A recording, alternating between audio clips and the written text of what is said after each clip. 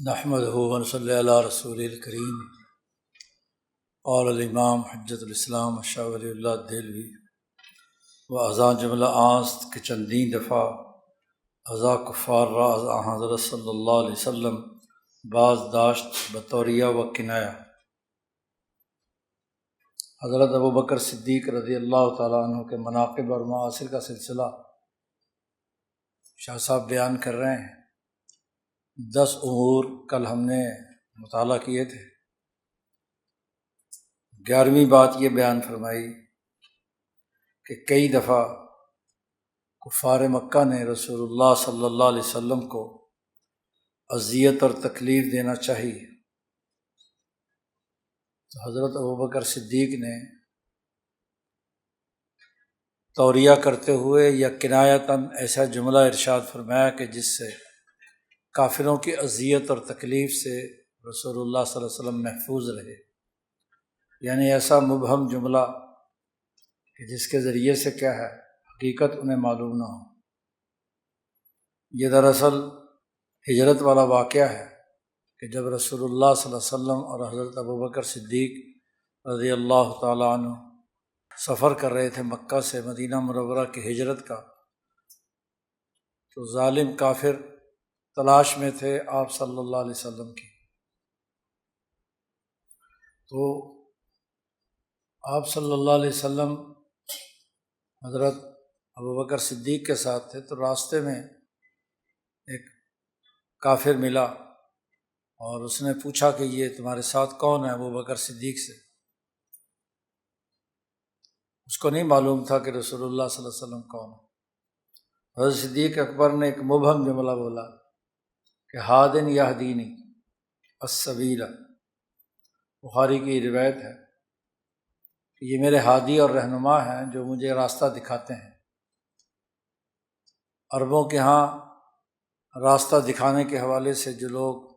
راستہ معلوم کیے ہوئے ہوتے تھے ان کو اپنے ساتھ رکھتے تھے، اور یہ جو ہجرت کا راستہ تھا مکہ سے مدینہ منورہ کا، یہ عام راستہ نہیں تھا چھپ چھپا کر پہاڑوں کے اندر سے۔ تو رسول اللہ صلی اللہ علیہ وسلم کو اپنا ہادی قرار دیا۔ اب اس کے 2 معنی ہیں، ایک تو وہ کہ جو راستہ دکھانے والا،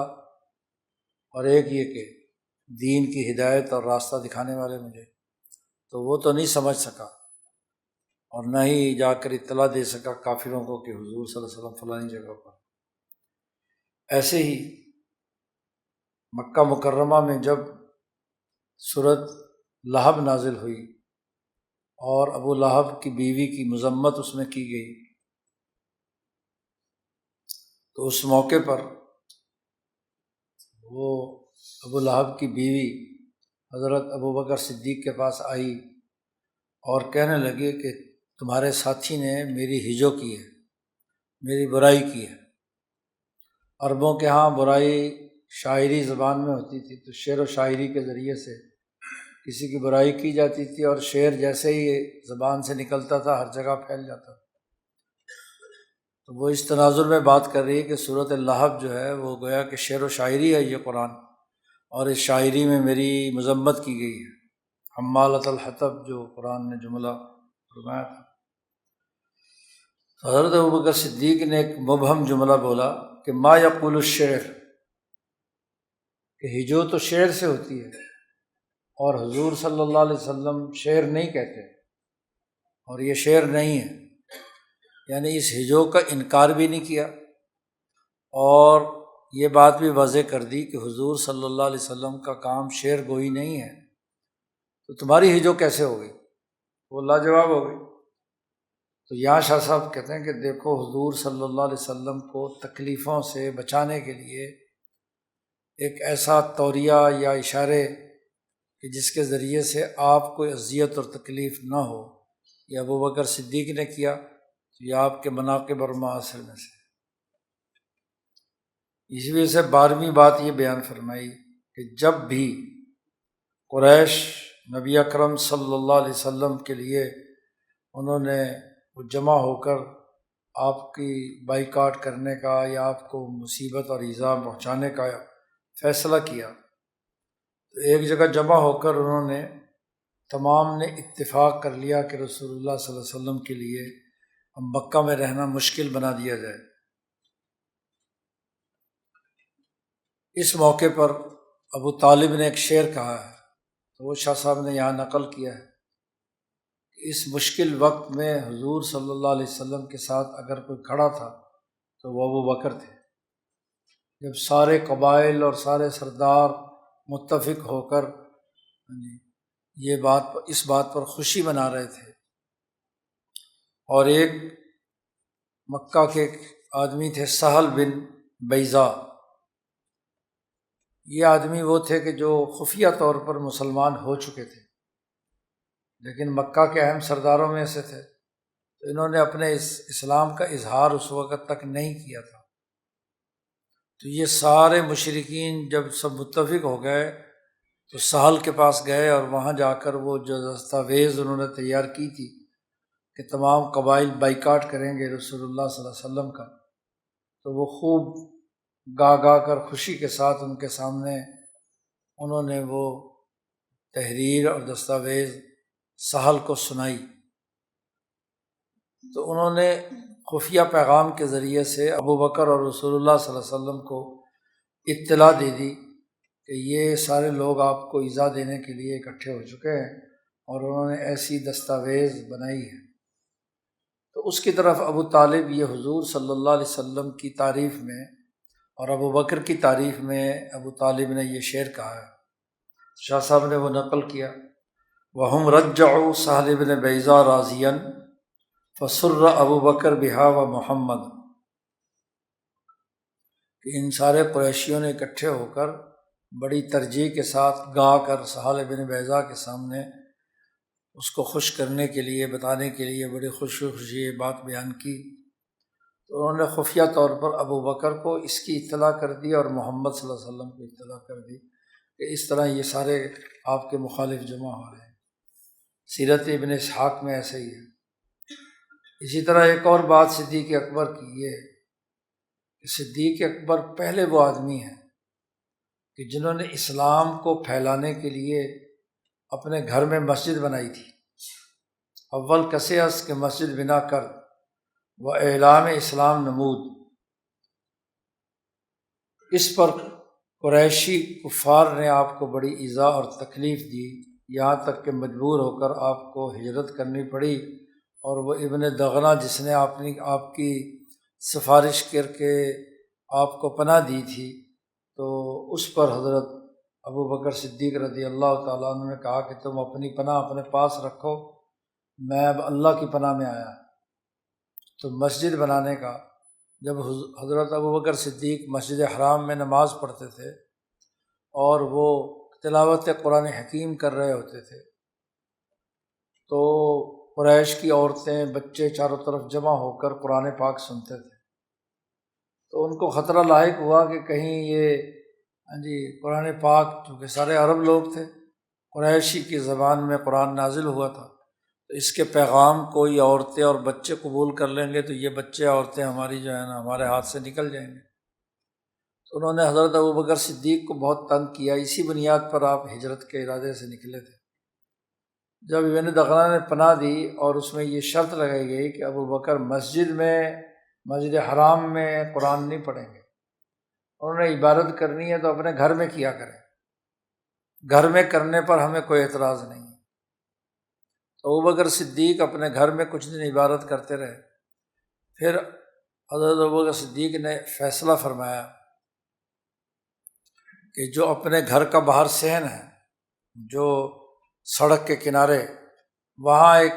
مسجد بنائیں، نماز پڑھنے کی ایک جگہ بنائیں، باقاعدہ مسجد۔ تو بھی یہ جو اس وقت حرم سے باب عبدالعزیز اس سے باہر نکلیں تو دار ہجرہ جو سڑک ہے، جو عمرہ حج کے لیے گئے ہیں انہیں معلوم ہے، تو دار ہجرہ کی سڑک پر جو کونے پہ مکان ہے، یہ مکان ابو بکر صدیق کا تھا، جہاں یہ بن داود وغیرہ اس وقت دکانیں بنی ہوئی ہیں، پلازا بنا ہوا ہے، یہ ابو بکر صدیق کا مکان تھا۔ یعنی گویا کہ حرم سے نکلتے ہی جو سڑک جس پر عموماً مسفلہ کی طرف لوگ جاتے ہیں، تو اس کے بالکل کونے پہ ابو بکر صدیق رضی اللہ تعالیٰ عنہ کا گھر تھا۔ تو اس سڑک کے کنارے دیوار، چونکہ دیواریں چھوٹی چھوٹی ہوتی تھی تو اس دیوار کے ساتھ ہی وہاں انہوں نے ایک جگہ بنا لی نماز پڑھنے کی۔ اب ابوبکر صدیق اس مسجد میں نماز پڑھتے تھے، عبادت کرتے تھے، اور آپ کا معمول یہ تھا کہ قرآن جب پڑھتے تھے تو آپ پر رونا طاری ہو جاتا تھا، رجلاً بکا، آپ رونے لگتے تھے، آنسو کی لڑی قرآن پڑھتے ہوئے تلاوت آپ کے چہرے پر ہوتی تو، اور آپ کی آواز قرآن پڑھنے کی اتنی بہترین تھی کہ وہ عورتیں اور بچے وہاں، چونکہ سڑک چل رہی ہے تو وہ سڑک چلتے ہوئے جو بھی حرم سے نکلتا یا حرم جاتا ہوتا وہ وہاں کھڑے ہو کر کے سننے لگ جاتا۔ اس پر انہوں نے ابن دغنہ کو شکایت کی کہ بھائی انہوں نے مسجد بنا لی یہاں، ان سے تو کہا تھا کہ اپنے اندر کمرے میں پڑھا کریں، یہ ٹھیک ہے تو گھر ہی ان کا، لیکن انہوں نے یہاں سڑک پر آ کر، تو جس مقصد سے ہم ان کو بیت اللہ الحرام سے روک رہے تھے وہ کام یہاں تو بہت زیادہ ہونے لگ گیا۔ اس پر ابن دغنہ نے کہا کہ آپ میری پناہ میں ہیں تو مجھے خراب نہ کریں، آپ کی میری پناہ مجھے یا تو واپس کر دیں یا آپ اندر جا کر پڑھا کریں۔ تو ابوبکر نے کہا کہ میں تمہاری پناہ واپس کرتا ہوں، تم جانو تمہارا کام، میں اب اللہ کی پناہ میں آتا ہوں۔ تو یہ مسجد سب سے پہلے حضرت ابوبکر صدیق رضی اللہ تعالیٰ بنائی تھی۔ تو اخرجہ البخاری فی حدیث طویل عن عائشہ، امام بخاری نے یہ حدیث نقل کی ہے۔ 14ویں بات یہ ہے کہ حضرت صدیق اکبر رضی اللہ تعالیٰ عنہ اللہ کے دین کو غالب کرنے کے حوالے سے وہ جو آیت قرآن حکیم کی نازل ہوئی تھی الف لام میم غلبت الروم، اس قصے کے اندر حضرت ابوبکر صدیق نے شرط لگا لی تھی مشرکین مکہ سے۔ معاملہ یہ تھا کہ مکہ کے اندر دو سیاسی قوتیں، دو گروپ تھے۔ ایک گروپ وہ تھا جو ایرانیوں کے زیر اثر،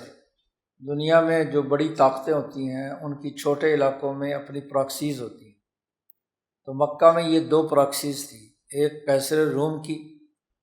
مولانا سندھی نے اس کی تفصیل لکھی ہے، اور ایک کسریٰ ایران کی، فارسیوں کی۔ تو جیسے ان دونوں کی لڑائی ہر وقت ہوتی رہتی تھی مشرق وسطیٰ پر قبضہ کرنے کے لیے۔ مشرق وسطیٰ قدیم زمانے سے عالمی طاقتوں کی آویزش کا مرکز رہا ہے، ہمیشہ مشرق وسطیٰ پر جس کا قبضہ ہے اس کا پوری دنیا پر قبضہ ہے۔ یہ اہم ترین علاقہ جو شام کا اور عرب کا یہ علاقہ ہے، خاص طور پر یہ فلسطین، تو اس پر جس کا قبضہ ہے وہ پوری دنیا پہ حکمرانی کرتا ہے۔ عالمی طاقتیں ہمیشہ سے اس مقام پر لڑتی رہی ہیں، تو قیصر اور کسریٰ کے درمیان بھی یہی لڑائی جاری تھی۔ تو رسول اللہ صلی اللہ علیہ وسلم جب دین کی دعوت شروع کی تو 5-6 نبوی میں غالباً تو یہ رومی لوگ جو تھے، یعنی قیصر روم، وہ شکست کھا گیا اور یہاں پر قبضہ ہو گیا کسریٰ ایران کا، فارسیوں کا قبضہ ہو گیا۔ قرآن نے اس کا تذکرہ کیا ہے سورۃ روم کے شروع میں، الف لام میم غلبت الروم فی ادنی الارض، قریب کی زمین میں جو رومی لوگ ہیں وہ مغلوب ہو گئے۔ اب معاملہ یہ تھا کہ ایک طرف عیسائی جو اہل کتاب تھے، یہ رومی لوگ جو ہیں، اور ایک طرف یہ مجوسی کسریٰ ایران والے لوگ تھے جو بت پرست تھے، اور خانہ کعبہ میں جو بت آئے تھے 360، یہ بھی اسی ایران اور عراق سے آئے تھے۔ عمرو بن لحا 300 سال پہلے حضور صلی اللہ علیہ وسلم سے یہاں کا سردار ہوا، وہ ادھر کے علاقے میں سیر ویر کے لیے گیا تو وہاں یہ بت اسے نظر آئے تو وہ اٹھا کر لا کر مکہ میں خانہ کعبہ میں رکھ دیے۔ تو مشرکین مکہ کی ہمدردیاں کسریٰ ایران یا فارس کے ساتھ تھیں، اور جب مسلمانوں کی دعوت آگے بڑھی تو مسلمان اس حوالے سے کہ وہ اہل کتاب ہیں، تورات ان پر نازل ہوئی ہے، تو کچھ ہمدردی رکھتے تھے سیاسی طور پر ان کے ساتھ۔ لیکن مولانا سندھی فرماتے ہیں کہ تیسرا طبقہ تھا مکہ میں، سیاسی طبقہ، جو حضرت ابراہیم علیہ السلام کے دین کو اصل سمجھتا تھا۔ تو جو سینئر ترین مسلمان تھے حضور صلی اللہ علیہ وسلم، یا جو حنیفی تھے، وہ حضرت ابراہیم علیہ السلام اور اسماعیل علیہ السلام کے دین کو فوقیت دیتے تھے بنسبت دونوں طاقتوں کے۔ تو 3 سیاسی قوتیں گویا کہ تھیں۔ اور تینوں کا تذکرہ اس صورت کے آغاز میں کیا گیا ہے۔ اللہ پاک نے فرمایا کہ قریب کے زمانے میں رومیوں مغلوب ہو گئے ہیں، لیکن کچھ ہی سالوں کے بعد وہ غالب آ جائیں گے، یعنی یہ جنگ ان کی جو ہو رہی ہے اس میں دوبارہ وہ اس علاقے کو فتح کر لیں گے رومی لوگ، لیکن اس کے بعد اس علاقے پر پھر مسلمانوں کا غلبہ ہوگا۔ للہ الامر من قبل و من بعد، یہ جملہ قرآن حکیم میں ہے۔ اس موقع پر حضرت صدیق اکبر، جہاں مکہ میں عام طور پر یہ بحث چل رہی ہوتی تھی کہ بھئی یہ رومیوں نے جہاں بھی کوئی سیاسی تبدیلیاں ہوتی ہیں تو لوگ بات چیت تو کرتے ہیں کہ بھئی اس فلانے کا اب قبضہ ہو گیا، فلانے کا قبضہ ہو گیا۔ تو اسی سلسلے میں جب یہ بات چیت ہوئی اور قرآن کی آیات نازل ہوئیں تو مشرکین مکہ نے کہا کہ تمہارے قرآن میں یہ بات آئی ہے، یہ اس طرح کا سلسلہ چل رہا ہے۔ تو حضرت ابوبکر صدیق نے اس زمانے میں ان کے ساتھ شرط لگا دی کہ 5 سال کے اندر اندر شکست کھا جائیں گے۔ اس طرح کی بات ابوبکر صدیق رضی اللہ تعالیٰ عنہ نے کی۔ اس واقعے کا تذکرہ یہاں شاہ صاحب کر رہے ہیں۔ ابن عباس رضی اللہ تعالیٰ عنہما سے روایت ہے، مسلمان جو ہیں وہ پسند کرتے تھے روم کے غلبے کو فارس پر، اس لیے کہ وہ اہل کتاب تھے، اور یہ مشرکین لوگ جو ہیں یہ پسند کرتے تھے فارس کو روم پر، لأنہم اہل الاوثان، اس لیے کہ وہ بت پرست تھے۔ تو یہ بات مسلمانوں نے حضرت ابوبکر صدیق رضی اللہ تعالیٰ عنہ سے کی، تو فذکر ذلک ابوبکر للنبی صلی اللہ علیہ وسلم، تو حضور صلی اللہ علیہ وسلم سے آ کر ابوبکر صدیق نے بتلایا کہ یہ باتیں چل رہی ہیں کہ رومی غالب آ گئے ہیں، تو اس سے بظاہر جو مسلمان ہیں وہ اپنی سبکی محسوس کر رہے ہیں کہ ہم جس کی حمایت کرتے تھے، پسند کرتے تھے، وہ شکست کھا گیا اور دوسری طاقت غالب آ گئی ایرانیوں میں۔ تو نبی اکرم صلی اللہ علیہ وسلم نے فرمایا کہ عنقریب وہ شکست کھا جائیں گے، سیہزمون۔ آپ صلی اللہ علیہ وسلم نے جب یہ بات فرمائی تو ابوبکر صدیق نے جا کر ان سے کہا کہ بھئی یہ جو اب تم شادیانے بچا رہے ہو کہ فارسیوں نے رومیوں کو شکست دے دی، تو یہ کچھ ہی دنوں کا کھیل ہے، اس کے بعد معاملہ ختم ہو جائے گا۔ جب وہ بات چلنے لگی تو فقال اجعل بیننا و بینک اجلا، انہوں نے کہا چلو ٹھیک ہے، مدت مقرر کر لو، کتنے عرصے میں یہ رومی غالب آ جائیں گے اور فارسی شکست کھا جائیں گے۔ فَإِن ظَهَرُوا كَانَ لَنَا كَذَا وَكَذَا، اور وَإِن ظَهَرْنَا كَانَ لَكَ كَذَا وَكَذَا۔ انہوں نے کہا شرط لگا لو کہ اگر ان سالوں میں جو مدت مقرر کر کے ان سالوں میں اگر رومیوں کا غلبہ ہو گیا تو پھر آپ کو ہم تاوان دیں گے، اونٹ مقرر کرتے تھے، اتنے اونٹ آپ کو دیں گے، اور اگر ان کا غلبہ ہو گیا تو ہمارے ساتھ تم مجھے دے دینا۔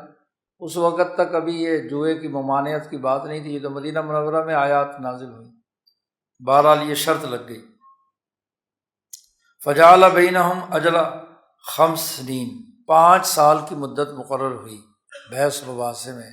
کہ 5 سال کے اندر اندر رومی جو ہیں وہ غالب آ جائیں گے۔ لیکن جب 5 سال گزرے تو رومی لوگ غالب نہیں آئے، غالب نہیں ہوئے، تو حضرت ابوبکر صدیق نے نبی اکرم صلی اللہ علیہ وسلم سے ذکر کیا کہ میں تو ان سے شرط لگائے ہوئے ہوں اور وہ 5 سال پورے ہو رہے ہیں اور رومیوں کو غلبہ حاصل نہیں ہوا۔ تو نبی اکرم صلی اللہ علیہ وسلم نے حضرت ابوبکر صدیق سے کہا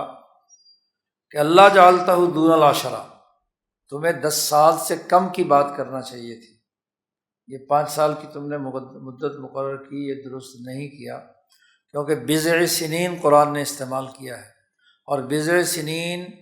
10 سے کم، 8، 9، 7 اس کے لیے استعمال ہوتی ہے، تو کم از کم 10 سے کم کی مدت مقرر کرتے، 9 سال مقرر کرتے، تو یہ اور اس 9 سال کے عرصے میں فظہرت الروم بعد ذالک، وہ غالب آ گئے رومی لوگ۔ یہ اس آیت کی طرف اشارہ ہے جس میں الف لام میم غلبت الروم فی ادنی الارض وهم من بعد غلبهم سیغلبون،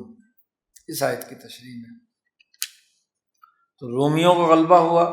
اور پھر اس کے بعد مسلمانوں کا مشرق وسطیٰ پر قبضہ ہو گیا۔ للہ الامر من قبل ومن بعد وَيَوْمَئِذٍ يَفْرَحُ الْمُؤْمِنُونَ، اللہ کی نصرت سے مسلمان اس دن بہت خوش ہوں گے۔ سفیان کہتے ہیں کہ میں نے یہ بات سنی کہ وہ غالب آئے تھے بدر کے دن، یعنی بدر میں مسلمان مکہ کے مشرکین پر غالب آئے،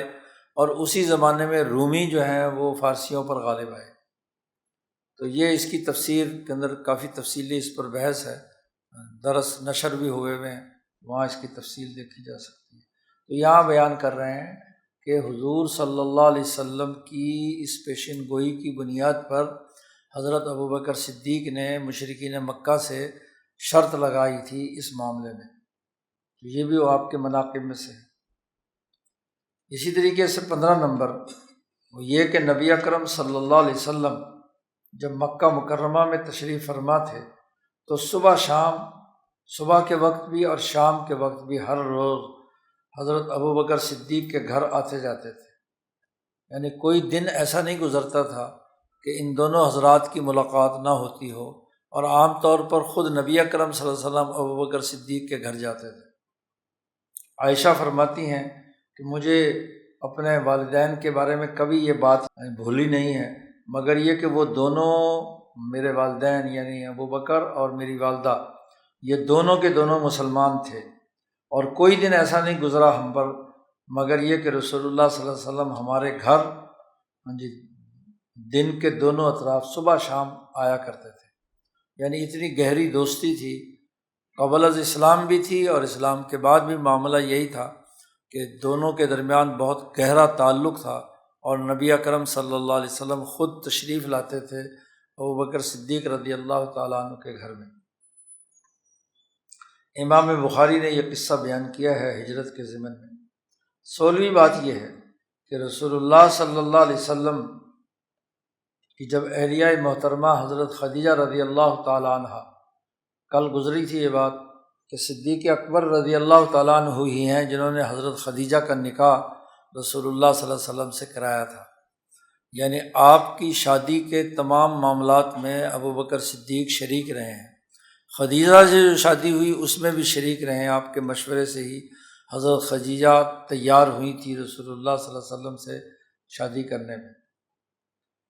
اور جب ان کا انتقال ہو گیا تو حضرت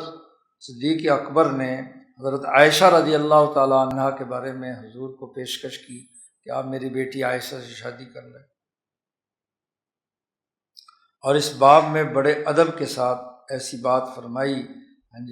کہ اس سے بہتر کوئی صورت نہیں ہو سکتی تھی۔ روایت ہے حبیب کی جو مولا عروہ ہے کہ جب حضرت خدیجہ فوت ہوئی تو رسول اللہ صلی اللہ علیہ وسلم بہت غمگین تھے، کیونکہ آپ کے لیے وہ بڑی سہارا تھیں، سمجھدار تھیں، مالدار بھی تھیں، اور آپ صلی اللہ علیہ وسلم کی جتنی انہوں نے قدر کی اتنی خود حضور صلی اللہ علیہ وسلم تعریف کیا کرتے تھے کہ تمام ازواج میں خدیجہ نے جو مشکل وقت میں میرا ساتھ دیا ہے وہ کسی اور نے کی بات نہیں ہے ایسی۔ تو خدیجہ کی وفات سے حضور صلی اللہ علیہ وسلم، چونکہ اسی سال حضرت ابو طالب بھی فوت ہو چکے تھے، تو یہ غم کا سال تھا، تو حضور صلی اللہ علیہ وسلم کی طبیعت مبارک پر اس کا بڑا غم تھا۔ حزین علیہ النبی صلی اللہ علیہ وسلم، تو حضرت ابوبکر حضرت عائشہ صدیقہ کے بارے میں پیغام لائے اور کہا یا رسول اللہ، یہ جو لڑکی ہے عائشہ یہ آپ کے کچھ غموں کو دور کر دے گی، تذہب ببعض حزنک، اور یہ اس کے اندر خدیجہ والی بہت عادتیں ہیں، جیسے خدیجہ رضی اللہ تعالیٰ عنہ کے اندر سمجھداری، عقل مند، تدبر اور بہت سارے اخلاق تھے، تو عائشہ کے اندر بھی یہ اخلاق ہیں۔ تو رسول اللہ صلی اللہ علیہ وسلم پھر ابوبکر صدیق کے گھر آتے جاتے تھے، اور پھر آخر میں حضرت عائشہ سے رخصتی تو آ کر ہوئی مدینہ منورہ میں، یہ حاکم کی روایت ہے۔ حضرت عائشہ صدیقہ بھی فرماتی ہیں کہ جب ہم مدینہ آئے یہاں تک کہ وہ فرماتی ہیں کہ ابوبکر صدیق نے رسول اللہ صلی اللہ علیہ وسلم سے کہا یا رسول اللہ، کیا چیز آپ کو مانے ہے کہ آپ شادی نہیں کر رہے، آپ کو شادی کرنی چاہیے، گھر تیار کرنا چاہیے؟ تو رسول اللہ صلی اللہ علیہ وسلم نے کہا کہ میرے پاس مہر کے پیسے نہیں ہیں، تو میں عائشہ سے شادی کیسے کروں؟ تو حضرت ابوبکر صدیق نے 12 اوقیہ چاندی تھی، تو وہ چاندی اور اس کا کچھ حصہ نصف یعنی 12.5 اوقیہ جو ہیں وہ آپ صلی اللہ علیہ وسلم کو ہدیہ فرمائے، اور پھر نبی اکرم صلی اللہ علیہ وسلم نے وہ پیسے اسی طرح ہمارے گھر بھیج دیے۔ اور اس کی وجہ سے کیا ہے، میری شادی ہوئی اس مہر کی ادائیگی پر، اور میرے اس گھر میں جو روضہ اقدس ہے اس وقت حضور صلی اللہ علیہ وسلم جہاں موجود ہیں، تو اسی گھر میں میری کیا ہے حضور صلی اللہ علیہ وسلم سے رخصتی ہوئی تھی، عائشہ فرماتی ہیں۔ تو اس روایت کو امام حاکم نے روایت کیا ہے، اور استیعاب میں بھی یہ روایت موجود ہے، یعنی آپ صلی اللہ علیہ وسلم کے تکلیف برداشت نہیں ہوئی حضرت ابوبکر صدیق رضی اللہ تعالیٰ عنہ کے خدیجہ کے انتقال کے بعد حضرت عائشہ پیش کر دی رسول اللہ صلی اللہ علیہ وسلم کے لیے۔ 17ویں بات یہ ہے کہ جب معراج کا واقعہ ہوا تو سب سے پہلے وہ آدمی جس نے اس کی تصدیق کی وہ صدیق اکبر تھے۔ عائشہ رضی اللہ تعالیٰ عنہ سے روایت ہے کہ جب نبی اکرم صلی اللہ علیہ وسلم کو ایک رات مسجد حرام سے مسجد اقصیٰ تک کا سفر کرایا گیا، تو آپ جب مسجد اقصیٰ سے واپس آئے تو صبح کو آپ صلی اللہ علیہ وسلم نے یہ بات لوگوں کے سامنے بیان کی مسجد حرام میں کہ میں آج رات مسجد حرام سے مسجد اقصیٰ گیا تھا۔ تو یہ بات سن کر بعض وہ مسلمان جو آپ صلی اللہ علیہ وسلم پر ایمان لے آئے تھے وہ مرتد ہو گئے۔ فرتد ناس ممن کان آمنوا بہ وصدقوہ، اور انہوں نے بڑی بھاگ دوڑ کی، وہاں سے نکل کر آئے ابوبکر صدیق کے پاس، اور آ کر کہا کہ بھئی یہ دیکھو کیا بات کہہ رہے ہیں محمد صلی اللہ علیہ وسلم کہ ایک رات میں وہ مہینے 1.5 مہینے کا سفر ہے یہاں سے بیت المقدس کا، تو یہاں سے مسجد اقصیٰ گئے اور وہاں گھوم پھر کر پھر واپس بھی آ گئے ایک ہی رات میں، تو یہ کیسے بات تسلیم کی جا سکتی ہے؟ تو انہوں نے آ کر ابوبکر صدیق سے یہ بات کی، اور یہ بات ابھی تک رسول اللہ صلی اللہ علیہ وسلم نے براہ راست ابوبکر سے نہیں بتلائی تھی۔ صبح صبح آپ نے بات بیان کی، اور وہ جو کچھ مسلمان نالائق قسم کے جو بعد میں مرتد ہو گئے انہوں نے جا کر ابوبکر صدیق سے یہ بات بیان کی۔ تو ابوبکر نے کہا کہ وہ یہ بات کہتے ہیں؟ ہاں کہتے ہیں۔ ابوبکر نے فرمایا کہ بالکل سچ کہتے ہیں، میں ان کی تصدیق کرتا ہوں۔ اور پھر فرمایا کہ تم یہ 1 مہینے کی مسافت کو تو بعید سمجھ رہے ہو، میں تو وہ آدمی ہوں کہ جو ان کی اس بات کی تصدیق کرتا ہے کہ اس مسافت سے بھی بعید ترین آسمان کتنی دور ہے، تو آسمان سے آنے والی خبر کی میں تصدیق کروں اور بیت المقدس جانے والی خبر کی میں تصدیق نہ کروں، یہ کیا تضاد ہے؟ جب میں یہ تصدیق کرتا ہوں کہ ان پر فرشتہ آسمان سے اتر کر آیا ہے اور میں اس پر ایمان لایا ہوں، تو عقل کا تقاضا یہ ہے کہ یہ 1 مہینے کی مسافت تو اس کے مقابلے میں کچھ بھی نہیں ہے۔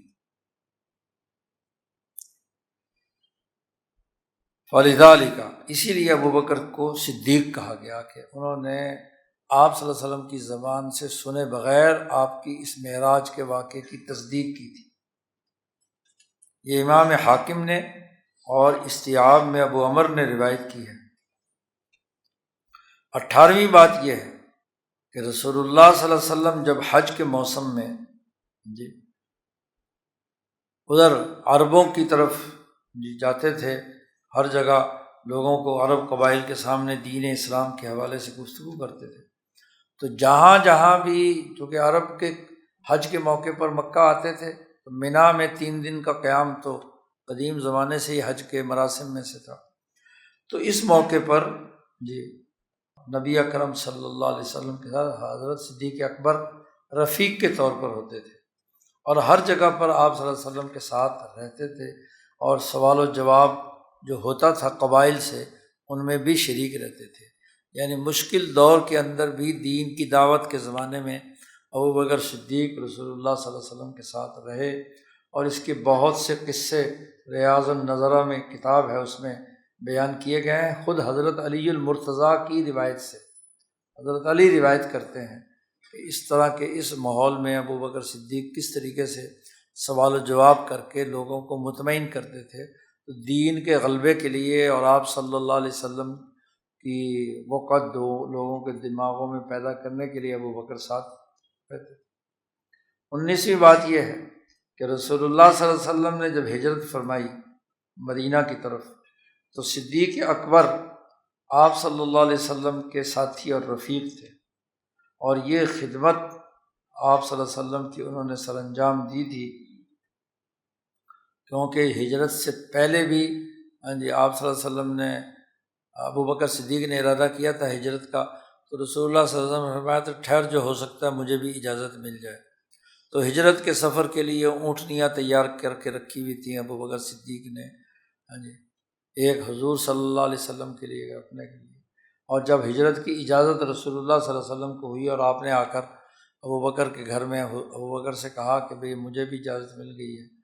تو انہوں نے فرمایا یا رسول اللہ میں نے 2 اونٹنیاں تیار کر رکھی ہیں، ایک آپ کے لیے ایک میرے لیے۔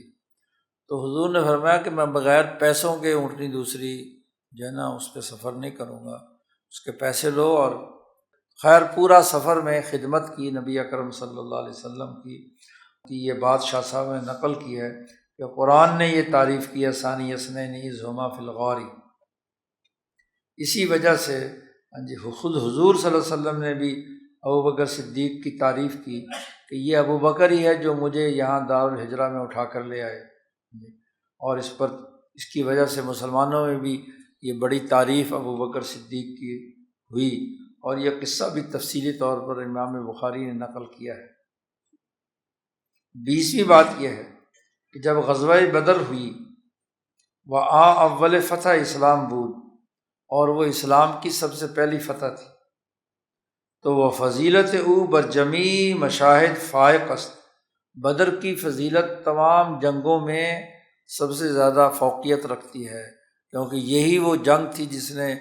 قریش مکہ کی کمر توڑ دی، اور ان کے 72 سردار جو ہیں وہ قتل کر دیے گئے، سیاسی طاقت ختم ہو کر رہ گئی۔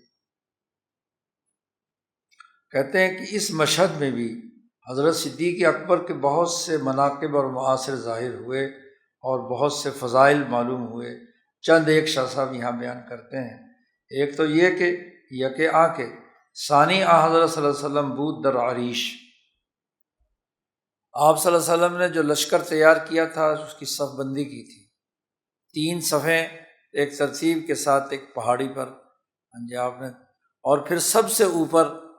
ایک چھپر بنایا گیا تھا نبی اکرم صلی اللہ علیہ وسلم کے لیے، جو گویا کہ جنگی ہیڈ کوارٹر تھا۔ آپ صلی اللہ علیہ وسلم وہاں بیٹھ کر پورے منظرنامہ جو جنگ کا میدان ہے اس پر نظر رکھے ہوئے تھے، اور یہ فوجوں کو جو نیچے اس چھپر کے نیچے 3 ترتیبوں کے ساتھ 300 بندے تھے، 313، تو 300 کی ترتیب خاص صف بندی کے ساتھ کی ہوئی تھی، تو اس کی نگرانی فرما رہے تھے۔ تو اس عریش میں دوسرے آدمی حضور صلی اللہ علیہ وسلم کے ساتھ ابو بکر صدیق رضی اللہ تعالیٰ عنہ تھے، تو یہ ان کی بڑی فضیلت۔ دوسری یہ کہ اس موقع پر حضرت ابو بکر صدیق رضی اللہ تعالیٰ عنہ کے ایک بڑا عظیم الہام ہوا غیب کی طرف سے، اور آپ صلی اللہ علیہ وسلم نے ان کے اس الہام کی تصدیق اور تصویب فرمائی۔ ابن عباس کی روایت ہے کہ نبی اکرم صلی اللہ علیہ وسلم نے غزوہ بدر کے موقع پر اللہ سے یہ دعا مانگی تھی، اسی ہیڈ کوارٹر میں صبح کے تہجد کے وقت رسول اللہ صلی اللہ علیہ وسلم سجدے میں تھے، تو یہاں آپ صلی اللہ علیہ وسلم نے یہ دعا مانگی تھی، اے اللہ میں آپ کو آپ ہی کی قسم دیتا ہوں اور آپ کے وعدے کو یاد دلاتا ہوں کہ آپ یہ ہمیں کامیابی نصیب فرمائیں۔ جتنی میری طاقت تھی میں نے تو لا کر 313 یہاں کھڑے کر دیے جماعت کی، اور یہ بھی اللہ سے کہا کہ اللہم ان شئت لم تعبد، آیا اللہ کہ تیری قیامت تک عبادت نہ کی جائے، اگر میری یہ جماعت شکست کھا گئی تو قیامت تک تجھے پوجنے والا کوئی نہیں ہوگا۔ یہ جب دعا مانگ رہے تھے رسول اللہ صلی اللہ علیہ وسلم سجدے میں پڑے ہوئے، تو ابو بکر صدیق وہیں تھے۔ ابو بکر صدیق نے حضور صلی اللہ علیہ وسلم کا ہاتھ پکڑ لیا اور فرمایا کہ بس حسبک، کافی ہے۔ یہ اس بات کی علامت تھی کہ جو دعا نبی صلی اللہ علیہ وسلم نے مانگی تھی وہ اللہ نے قبول کر لی، اور اس قبولیت کا الہام ابو بکر صدیق کے قلب میں ہوا، کہ دعا قبول ہوگی تبھی تو حضور صلی اللہ علیہ وسلم کو ہاتھ پکڑ کر کہتے ہیں بس کافی ہے، آپ کی دعا قبول ہو چکی ہے۔ تو آپ صلی اللہ علیہ وسلم وہاں سے نکلے اور یہ آیت قرآن کی پڑھتے جا رہے تھے کہ یسہزم الجمع ویولون الدبر، کہ یہ لشکر جو دشمنوں کا ہے ان قریب شکست کھا جائے گا اور یہ پشت پھیر کر بھاگ جائیں گے۔ تو یہ بخاری کی روایت ہے۔ تو اب یہاں گویا کہ نبی کو سجدے سے اٹھانا دعا کے بعد اور یہ کہنا کہ آپ کی یہ دعا قبول ہو گئی، تو یہ الہام عظیم ہے جو ابو بکر کے قلب پر ہوا ہے۔ معنی کلام نزدیک فقیر، شاہ صاحب کہتے ہیں مجھ فقیر کے نزدیک اس بات کا کہ جو حسبو کا کہا ہے ابو بکر صدیق نے، ورنہ تو بظاہر نبی کو سجدے سے اٹھانا دعا مانگتے وقت یہ کوئی بظاہر کوئی درست بات نہیں، لیکن اٹھایا کس بنیاد پر؟ تو اس کو شاہ صاحب بیان کرتے ہیں، وہ یہ کہ ابو بکر ملہم شد، ان کے قلب پر الہام ہوا کہ یہ دعا قبول ہو چکی ہے۔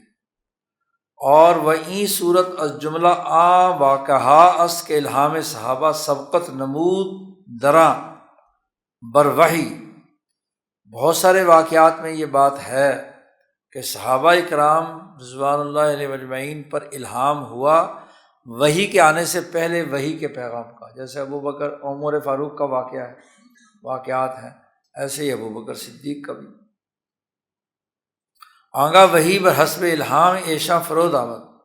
کہ وحی بھی اسی الہام کے مطابق بعد میں آ گئی، بلکہ حقیقت یہ ہے کہ یہ الہام ہی وحی ہوئی بسوئے حضرت صلی اللہ علیہ وسلم، یعنی الہام تو ہوتا ہے غیر نبی پر اور وحی ہوتی ہے نبی پر، تو جو الہام ان کے قلب میں بات ظاہر ہوئی وہ وحی کی صورت میں ہی نبی اکرم صلی اللہ علیہ وسلم پر نازل ہو گئی۔ بعام وجہ کہ چوں ایشاف الہم شدن، چونکہ وہ ملہم تھے اور حضرت صلی اللہ علیہ وسلم نے اپنی فراست صادقہ سے یہ دریافت کر لیا کہ یہ جو ابو بکر میرا ہاتھ پکڑ کر مجھے سجدے سے اٹھا رہے ہیں، دراصل یہ ایک وہ خیال ہے جو اللہ مدبر السماوات والارض کی طرف سے ابو بکر کے قلب میں آیا ہے۔ اس فراست صادقہ کو ہی وحی باطنی کہتے ہیں، یہ بڑی اہم بات شاہ صاحب نے کہی ہے، اس فراست کو ہی وحی باطنی کہتے ہیں، یعنی باطن میں الہام یہ صحابہ کے قلوب میں اور غیر انبیاء کے قلوب میں آتا ہے، لیکن یہ قانون تب بنتا ہے جب وحی ظاہری ہو۔ خیال کا آنا، الہام کا آنا یہ غیر انبیاء پر ہوتا ہے۔ پیچھے تشبیہ کی بحث میں شاہ صاحب نے نقطہ بیان کرتے ہوئے یہ بات کہی تھی کہ جبرائیلیت میں مشابہت وہ ان خلفائے راشدین کو حاصل ہے رسول اللہ صلی اللہ علیہ وسلم سے، تشبہ نہیں ہے تو وراثت انبیاء کیسے ہے؟ وارثین نبی وہی ہوں گے جن کے اندر کسی نہ کسی درجے میں تشبہ حاصل ہو رسول اللہ صلی اللہ علیہ وسلم کے ساتھ، اور رسول اللہ صلی اللہ علیہ وسلم پر اگر جبرائیل کی طرف سے وحی آتی ہے تو دوسرے لوگوں کے اوپر الہام ہوتا ہے، اسی کو وحی باطنی کہتے ہیں۔ چنانکہ در قصہ اذان رویا عبداللہ ابن زید، جیسے عبداللہ ابن زید جب اذان کا مشورہ ہو رہا تھا تو حضرت عبداللہ ابن زید رضی اللہ تعالیٰ عنہ کو رات کو خواب میں یہ اذان کے کلمات جبرائیل نے بتلائے تھے، تو جبرائیلیت یہی تھی نا کہ جبرائیل نے آ کر عبداللہ وہ ایک آدمی کی شکل میں مدینہ میں ان سے خواب، اس کی تفصیل کتاب الاذان میں موجود ہے، تو عبداللہ ابن زید کو بتلائے، اور اس حدیث کی تشریح میں حجت اللہ میں شاہ صاحب نے یہ بات تفصیل سے لکھی ہے۔ حجت اللہ میں جہاں کتاب الاذان کی بحث ہے وہاں یہی بات واضح کی ہے کہ یہ جو وحی باطنی یا الہام جو ہے وہ غیر نبی پر آتا ہے۔ اس واقعے کو دلیل کے طور پر شاہ صاحب نے وہاں بیان کیا ہے، یہاں بھی یہ اس کا تذکرہ کر رہے ہیں کہ عبداللہ ابن زید کا جو خواب تھا تو اس قصے میں جبرائیل نے آ کر ہی کلمات اذان سکھائے تھے، اور وہ آ کر رسول اللہ صلی اللہ علیہ وسلم کے سامنے جب انہوں نے پڑھے تو آپ صلی اللہ علیہ وسلم نے بلال کو بلا کر کہا کہ ان کو یہ سکھا دو، اور انہوں نے اذان دی۔ یہی خواب حضرت عمر کو آیا، اسی طرح اور صحابہ کو آیا۔ وہ قیاس فاروق را تصویب فرمود در لیلۃ القدر برویا جمع صحابہ اعتماد نمود الی غیر ذالک من الوقائع، اور بہت سے واقعات بھی اسی سے ہی ہے کہ حضرت عمر فاروق نے جو قیاس اور اندازہ لگایا تھا، وہ جو موافقات عمر ہیں، تو اس تناظر میں بھی وہ بھی وحی باطنی ہے کہ ان کو الہام ہوا اس چیز کا۔ تو یہ ابو بکر صدیق کی منقبت میں سے ہے کہ اس بدر کے موقع پر ان کو کیا ہے، اللہ کی طرف سے دعا کی قبولیت کا الہام ہوا، اور اس کی تصدیق پھر رسول اللہ صلی اللہ علیہ وسلم نے فرمائی۔ اور اسی بدر کے موقع پر جو ابو بکر صدیق کے مناقب اور معاصر میں سے یہ بھی ہے کہ جب رسول اللہ صلی اللہ علیہ وسلم اس ہیڈ کوارٹر سے، عریش سے، اس چھپر کے نیچے سے نکلے باہر اور میدان کارزار کی طرف متوجہ ہوئے، تو لشکر کا جو میمنہ دایاں حصہ، لشکر کے عام طور پر 3 یا 5 حصے کیے جاتے ہیں، تو لشکر کا جو دایاں حصہ ہوتا ہے، قلب میں تو خود حضور صلی اللہ علیہ وسلم تھے، تو میمنہ کی قیادت ابو بکر صدیق کے سپرد کی، اور میکائیل ان کے ساتھ تھے، میکائیل فرشتہ ہمراہ اوبود، اور میسرہ کی قیادت حضرت علی المرتضیٰ رضی اللہ تعالیٰ عنہ کے سپرد کی، اور اسرافیل ان کے ہمراہ تھے۔ حضرت علی کی روایت ہے، عن علی جن رضی اللہ تعالیٰ عنہ قال بینما انا، قلیب بدر سے تیز ہوا آئی، اس جاءت ریح شدید، بہت شدید ہوا تھی، میں نے اس سے پہلے ایسی کبھی نہیں دیکھی۔ پھر وہ ہوا ختم ہوئی تو پھر ایک اور ہوا شدید آئی، وہ پہلے والی کے علاوہ میں نے اس سے اسی تیز ہوا نے کبھی نہیں دیکھی تھی۔ تو پہلی جو تیز ہوا کا جھونکا آیا تھا، وہ جبرائیل نازل ہوئے تھے آسمان سے۔ جبرائیل نزل فی الف من الملائکۃ مع رسول اللہ صلی اللہ علیہ وسلم، وہ جبرائیل علیہ السلام حضور صلی اللہ علیہ وسلم جو قلب میں تھے، ہیڈ کوارٹر میں تھے، 1000 فرشتوں کے ساتھ جبرائیل علیہ السلام آئے تھے۔ اور جو دوسری تیز ہوا چلی تھی اس میں میکائیل آئے تھے، وہ بھی 1000 فرشتوں کے ساتھ، عن یمین رسول اللہ صلی اللہ علیہ وسلم، آپ کے دائیں طرف جو میمنہ تھا لشکر کا، اور کانا ابو بکر عن یمین ہی، اور ابو بکر بھی دائیں طرف تھے۔ پھر ایک تیز ہوا تیسری آئی تو اسرافیل علیہ السلام نازل ہوئے 1000 فرشتوں کے ساتھ میسرہ پر، اور میں میسرہ میں تھا۔ حضرت علی فرماتے ہیں انا فی المیسرۃ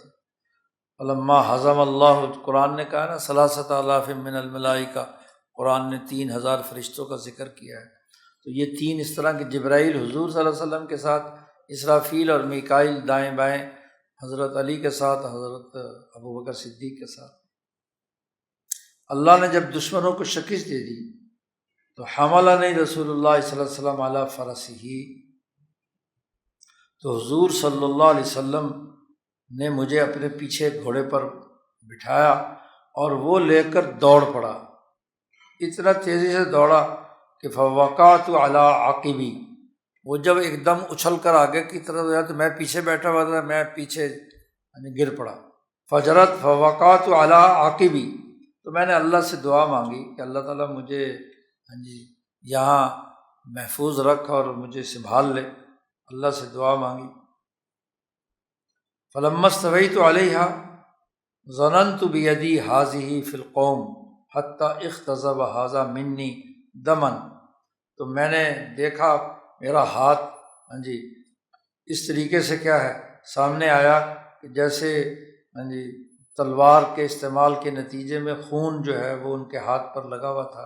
تو یہ خون کے رنگین تلوار جو ہے میرے ہاتھ میں محسوس ہوئی۔ وہ اشارہ الی ابطہ، انہوں نے اپنی بغل کی طرف اشارہ کیا کہ اس میں کہیں کوئی تلوار وغیرہ لگی، اس کی وجہ سے زخم کس خون جو ہے وہ نکل رہا تھا۔ تو امام حاکم نے یہ روایت بیان کی ہے۔ تو اس موقع پر یعنی وہاں سے غزوہ بدر کے موقع پر تو لشکر کا جو میمنہ ہوتا ہے، دایاں حصہ ہوتا ہے، وہ طاقتور ہوتا ہے، تو اس حصے کی قیادت ابو بکر صدیق رضی اللہ تعالیٰ عنہ۔ غزوہ بدر کے موقع پر ایک اور معاملہ بھی ہوا کہ جب بدر کے قیدی گرفتار ہو کر آئے اور رسول اللہ صلی اللہ علیہ وسلم نے صحابہ سے مشورہ کیا، تو حضرت ابو بکر صدیق سے بھی مشورہ فرمایا تھا اور ان کو حضرت عیسیٰ علیہ السلام سے تشبیہ دی تھی۔ حضرت ابو بکر صدیق کے مشورے پر حضرت عیسیٰ علیہ السلام کے ساتھ تشبیہ دی تھی، اگرچہ اس واقعے کے ضمن میں آخر میں فضیلت حضرت عمر فاروق رضی اللہ تعالیٰ عنہ کی ظاہر ہوئی، لیکن غالب بات ان کی سامنے آئی، لیکن اس مشورے میں آپ کو عیسیٰ علیہ السلام سے حضور صلی اللہ علیہ وسلم نے نسبت دی تھی، تشبیہ دی تھی۔ عبداللہ ابن مسعود رضی اللہ تعالیٰ عنہ روایت کرتے ہیں کہ جب بدر کا دن ہوا تو قال لهم رسول اللہ صلی اللہ علیہ وسلم ما تقولون فی هؤلاء الاسارى، تو لوگوں سے حضرت صلی اللہ علیہ وسلم نے یہ مشورہ کیا کہ یہ جو قیدی 70 گرفتار ہو کر آئے ہیں، ان کے بارے میں تمہاری رائے کیا ہے، کیا کہتے ہو؟ تو عبداللہ ابن رواحہ نے کہا کہ آپ ایک ایسی وادی میں ہیں یہاں کہ یہاں سوکھی لکڑیاں بہت ہیں، تو آپ آگ بھڑکائیں بڑا سا الاؤ اور ان تمام 70 کو اس کے اندر پھینک دیں جلنے کے لیے۔ وہ جو قتل ہو چکے ہیں ان کو جیسے کنویں میں پھینکا ہے نا، وہاں بدر کے کنویں میں، یہ جتنے بھی زندہ ہیں ان کو بھی اٹھاؤ اور آگ میں پھینک دیں۔ بڑا سخت مشورہ عبداللہ ابن رواحہ رضی اللہ تعالیٰ عنہ نے دیا۔ تو حضرت عباس جو دراصل اس وقت قیدی تھے، کیونکہ یہ ان 70 آدمیوں میں گرفتار ہوئے تھے، تو حضرت عباس رضی اللہ تعالیٰ عنہ نے کہا کہ اللہ تعالیٰ نے تیرے دل سے رحم بالکل نکال دیا ہے، تو اتنا سخت مشورے دے رہا ہے کہ ان کو آگ میں جلا دو۔ حضرت عمر رضی اللہ تعالیٰ عنہ نے فرمایا کہ بھائی ہونا تو یہ چاہیے کہ یہ بڑے بڑے سردار ہیں، ان کا اگر جڑ نہیں کٹی نا ابھی تو معاملہ خراب ہوگا، اس لیے کیا ہے انہوں نے آپ کے ساتھ جنگ لڑی ہے، آپ کی تکذیب کی ہے، تو بس ان کی گردنیں اڑا دی جائیں۔ یعنی آگ میں جلانا تو ٹھیک نہیں ہے، بس ہر آدمی اپنے اپنے رشتہ دار کو پکڑے اور اس کی گردن اڑا دے۔ ابو بکر صدیق رضی اللہ تعالیٰ عنہ کی طرف جب حضور صلی اللہ علیہ وسلم متوجہ ہوئے تو ابو بکر صدیق نے عرض کیا، یا رسول اللہ یہ آپ کا خاندان ہے قریش، جی آپ کی قوم کے لوگ ہیں یہ قریشی۔ رسول اللہ صلی اللہ علیہ وسلم وہاں داخل ہوئے اور فرمایا، اما تقولون فی ہؤلاء، یہ جو 3 آدمیوں نے 3 مشورے دیے نا تو میں ان کی بات بیان کرتا ہوں۔ کہتے ہیں ان مثل ہؤلاء،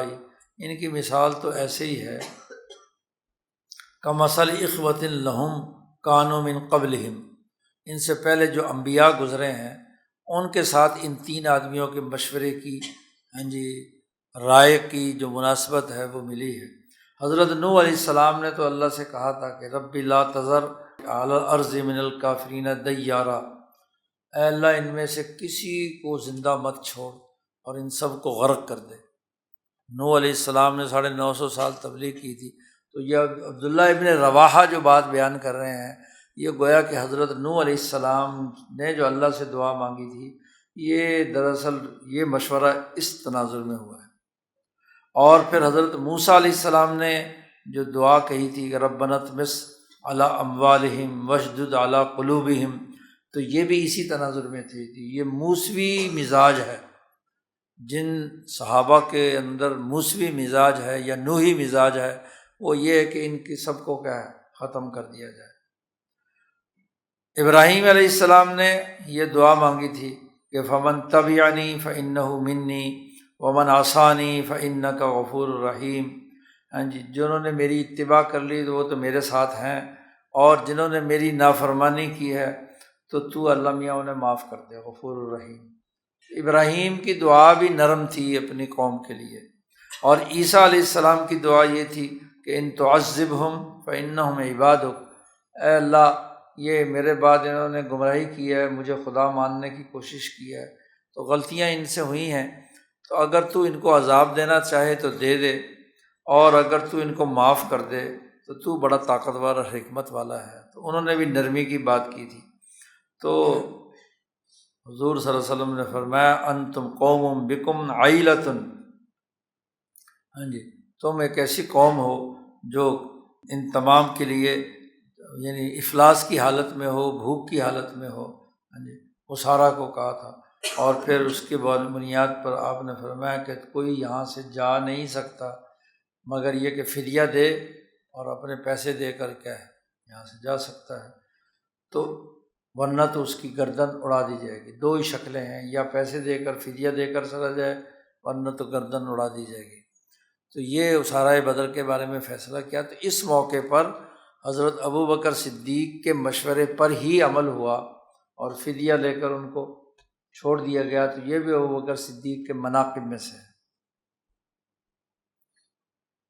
اسی طریقے سے 21ویں بات یہ ہے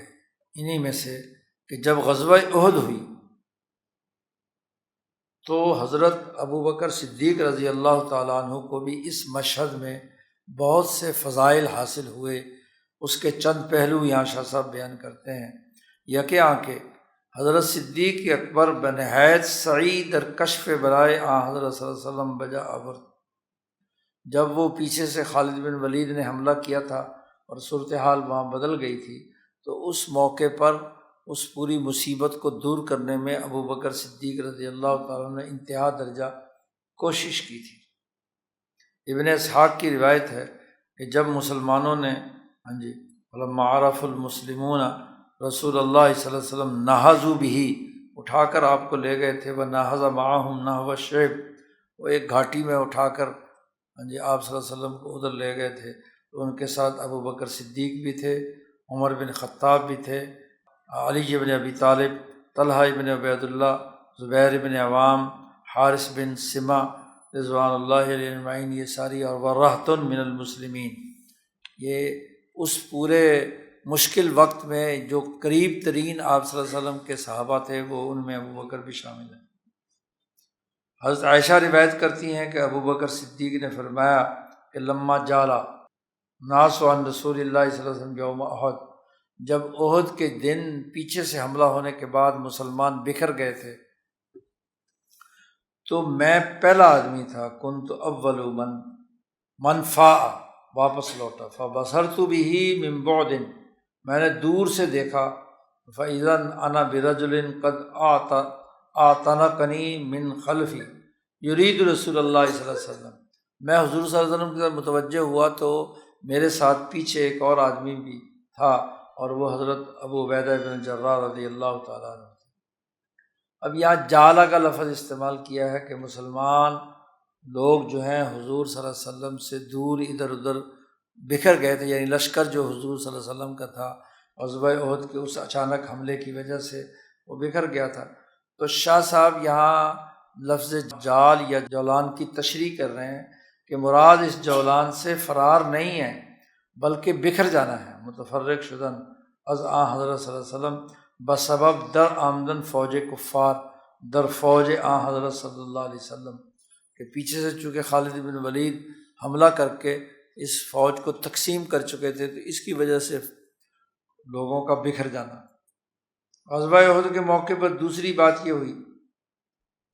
کہ معلوم شد کہ کفار قریش، اس غزوہ احد کے موقع پر یہ بات بھی معلوم ہوئی کہ قریش جو لوگ تھے وہ حضور صلی اللہ علیہ وسلم کے بعد اگر کسی آدمی کو کسی حساب کتاب میں رکھتے تھے، وزن دیتے تھے، تو وہ حضرت صدیق اکبر تھے۔ اسی لیے جب اس غزوہ کے بعد ابو سفیان نے کھڑے ہو کر یہ تلاش کی کہ اب کون کون زندہ ہے، کیونکہ 70 صحابہ شہید ہوئے تھے اس غزوہ احد کے موقع پر،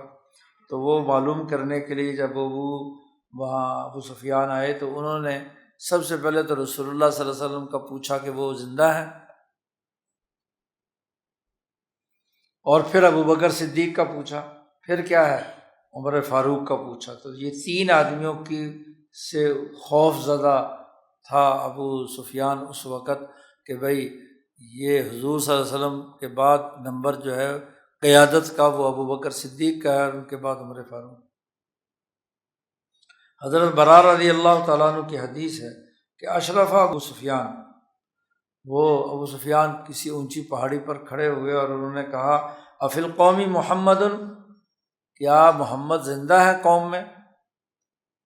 تو حضور صلی اللہ علیہ وسلم نے اپنے صحابہ کو منع کر دیا کہ اس کو جواب نہیں دینا، سب خاموش رہیں، کوئی نہ کہے کہ حضور موجود ہیں۔ فقال، اور جب کسی نے آواز نہیں دی تو انہوں نے سمجھا کہ شاید نعوذ باللہ نبی اکرم صلی اللہ علیہ وسلم شہید ہو چکے ہیں۔ تو پھر انہوں نے کہا کہ افی القوم ابن ابی قحافہ، کیا ابو قحافہ کا بیٹا ابو بکر صدیق وہ موجود ہے؟ تو حضور نے فرمایا کہ اس کو جواب نہیں دینا، نہیں جواب دیا۔ اور جب نہیں جواب دیا تو اس نے یہ سمجھا کہ شاید ابو بکر بھی شاید شہید ہو چکے۔ اس کے بعد ابو سفیان نے پھر بڑا اعلان کیا کہ افی القوم ابن الخطاب، کیا قوم میں ابن الخطاب زندہ ہے؟ اب جب لوگوں نے کوئی جواب نہیں دیا تو ابو سفیان نے کھڑے ہو کر اعلان کیا کہ بھئی یہ تینوں کے تینوں لوگ قتل ہو چکے ہیں، لہذا جو اب یہ ایک سیاسی چال ہوتی ہے نا کہ بھی دشمن کا جو لشکر کے سربراہ ہیں یکے بعد دیگرے جو آ سکتے تھے وہ تینوں چلے گئے، تو جو کمزور دل ہیں ان کو اپنی طرف مائل کرنے کے لیے ابو سفیان نے یہ اعلان کیا کہ یہ سب شہید ہو چکے ہیں، اگر زندہ ہوتے تو ضرور جواب دیتے۔ یہ جملہ ابو سفیان نے جب کہا تو حضرت عمر سے نہیں رہا گیا، فلم یملک عمر نفسہ، حضرت عمر کھڑے ہوئے اور انہوں نے کہا وہ جھوٹ بول رہا ہے اللہ کے دشمن، تو کذبت یا عدو اللہ، ابق اللہ لک ما یخزیک، اللہ نے ان تینوں کو زندہ رکھا ہوا ہے تجھے ذلیل کرنے کے لیے،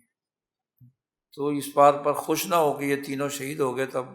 معاملہ میرے قبضے میں آ جائے گا۔ بخاری کی روایت۔ اسی طریقے سے ایک اور اس موقع پر معاملہ ہوا کہ رسول اللہ صلی اللہ علیہ وسلم اس موقع پر پہلے تو ہمارا مسلمانوں کا لشکر متفرق ہو چکا تھا، بکھر چکا تھا، پھر سب جمع ہو کر جب دوبارہ حملہ کیا ہے اور اس حملے کی شدت کی تاب نہ لا کر ابو سفیان اور ان کا لشکر بھاگ کھڑا ہوا وہاں سے، تو آپ صلی اللہ علیہ وسلم پھر ان کا پیچھا کیا، تو صدیق اکبر اس واقعے میں موجود تھے۔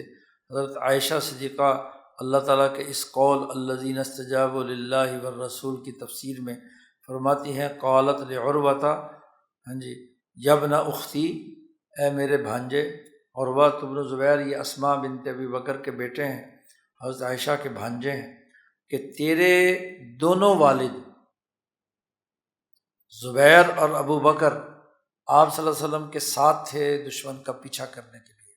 کیونکہ حضرت عائشہ بھی اس لشکر کے اندر زخمیوں کو پانی وانی پلانے اور ان کی خدمت کے لیے موجود تھی، تو انہوں نے کہا کہ تمہارے اب یہ عروہ کے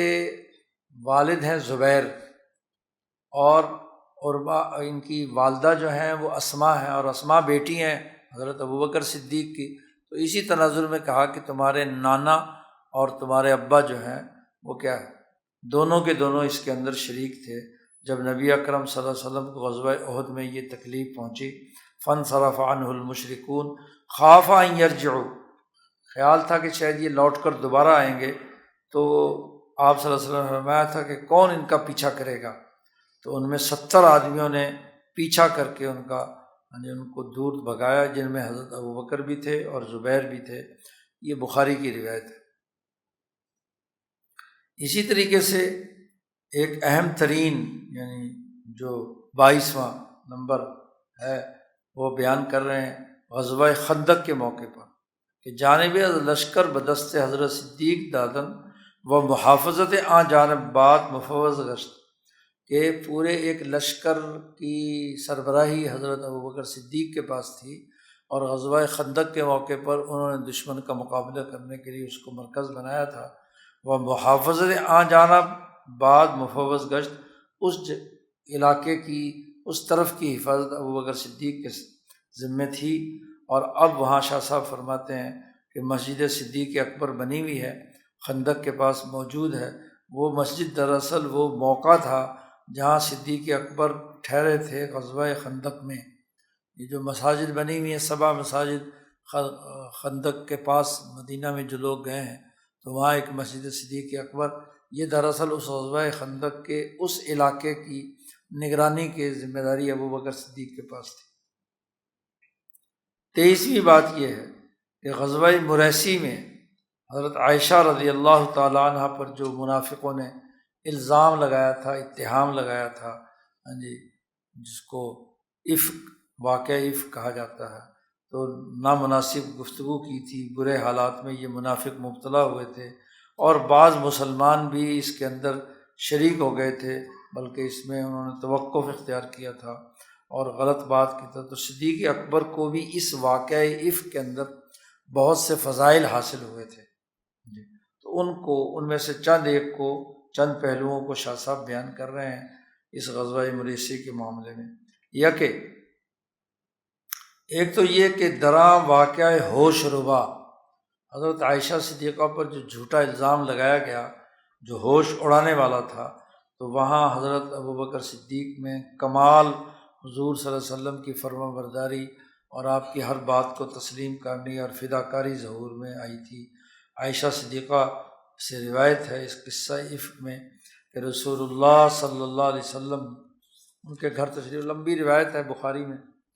تو 40 دن گزر چکے تھے، حالات بہت حضور صلی اللہ علیہ وسلم بھی پریشان تھے اور مدینہ میں لوگ باتیں کر رہے تھے۔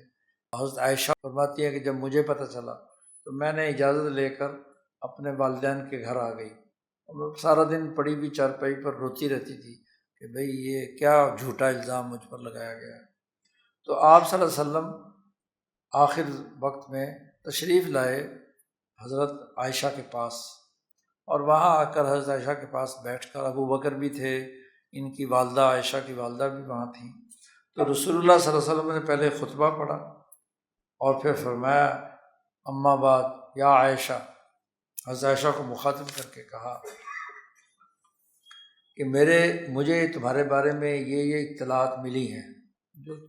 جھوٹے پروپگنڈے ہوئے تھے، اگر تم اس تمام باتوں سے بری ہو تو ان قریب اللہ تعالیٰ تیری برات کا اعلان کر دے گا۔ واقعی تم بری ہو تو اللہ تعالیٰ تمہاری برات کا اعلان کر دے گا، اور اگر بالفرض تم سے کوئی غلطی یا لغزش ہو گئی ہے تو تم اللہ سے معافی مانگو اور اللہ کی طرف رجوع کرو، اس لیے کہ بندہ جب اللہ سے معافی مانگتا ہے، اس سے زیادتی ہو جائے، کوئی گناہ ہو جائے، توبہ کر لیتا ہے تو اللہ تعالیٰ اس کی توبہ قبول کر لیتا ہے۔ حضور صلی اللہ علیہ وسلم نے جب یہ بات فرمائی تو عائشہ فرماتی ہیں کہ جب آپ نے اپنی بات مکمل کر لی تو میں جو 1 مہینے سے تقریباً رو رہی تھی، میرے آنسو بالکل بند ہو گئے۔ خالص دمعی حتی ما احس منہ قطرۃ، آنکھ سے ایک قطرہ بھی پانی کا نہیں آ رہا تھا۔ تو میں نے اپنے والد ابو بکر صدیق جو وہیں بیٹھے ہوئے تھے، تو میں نے ان سے کہا کہ آپ میری طرف سے رسول اللہ صلی اللہ علیہ وسلم کو جواب دیں۔ 2 آپشن رکھی ہیں حضور صلی اللہ علیہ وسلم نے، تو آپ میری طرف سے جواب دیں۔ عجب عنی رسول اللہ صلی اللہ علیہ وسلم، ابو بکر صدیق نے کہا انی واللہ ما ادری ما اقول لرسول اللہ صلی اللہ علیہ وسلم، مجھے نہیں کچھ پتا کہ میں آپ صلی اللہ علیہ وسلم کو اس سلسلے میں کیا جواب دوں۔ تو یہ کمال اطاعت اور فرما برداری کی حالت ہے، لمبی روایت ہے۔ اسی طرح اپنی والدہ کی طرف متوجہ ہو کر حضرت عائشہ نے کہا، تو انہوں نے بھی کہا کہ میں اب کیا کہہ سکتی ہوں۔ تو تھوڑی دیر کے بعد ہی کیا ہے، یہ وہی آ گئی اور برات کا اعلان ہوا، 2 رکوع قرآن پاک کے نازل ہوئے، بخاری کی یہ روایت ہے۔ تو انتہائی فرمانبرداری اور اطاعت کا اظہار کیا ابو بکر صدیق نے۔ واقعی معاملہ ایسا تھا ان کی صاحبزادی کا، حضرت عائشہ کا، تو اس معاملے میں آپ نے رسول اللہ صلی اللہ علیہ وسلم کی بات پر ہی قائم رہے۔ اس واقعے کے اندر دوسری بات یہ بھی ہے جو ابو بکر صدیق کو حاصل ہوئی کہ جب عائشہ صدیقہ کی برات نازل ہوئی تو حضرت صلی اللہ علیہ وسلم اور صدیق اکبر اس برات کے اندر وہ بھی شریک تھے۔ عائشہ کی برات جیسے رسول اللہ سے، کیونکہ بیوی کی جو غلطیاں کوتاہیاں ہیں اس کے اندر مرد بھی شامل ہوتا ہے، اور اس کی برات ہے تو خامد بھی شامل ہے، تو آپ صلی اللہ علیہ وسلم کی بھی برات ہے اور ابو بکر صدیق کی بھی برات ہے۔ اولئک مبرؤون مما یقولون، قرآن کی آیت اس بات پر دلالت کرتی ہے، زیرا کہ معاذ اللہ، شاہ صاحب کہتے ہیں کہ اللہ کی پناہ، اگر یہ واقعہ افق جو ہے ہوتا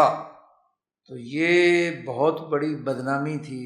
جو رسول اللہ صلی اللہ علیہ وسلم کے دامن کے ساتھ اور صدیق اکبر کے دامن کو مقدر کر چکی تھی، یعنی اس کو مٹیالہ کر چکی ہوتی کہ در اس طرح کے معاملات میں جو صاحب فراش یعنی جو خامد ہے اور ایسے ہی عورت کا جو والد ہے اس کو بھی لوگ بہت انگلیاں اٹھاتے ہیں اور اس کو بھی ملامت کرتے ہیں۔ تو ان حضرات کی برات کا بھی اعلان گویا کہ یہاں خالی عائشہ صدیقہ ہی کی برات نہیں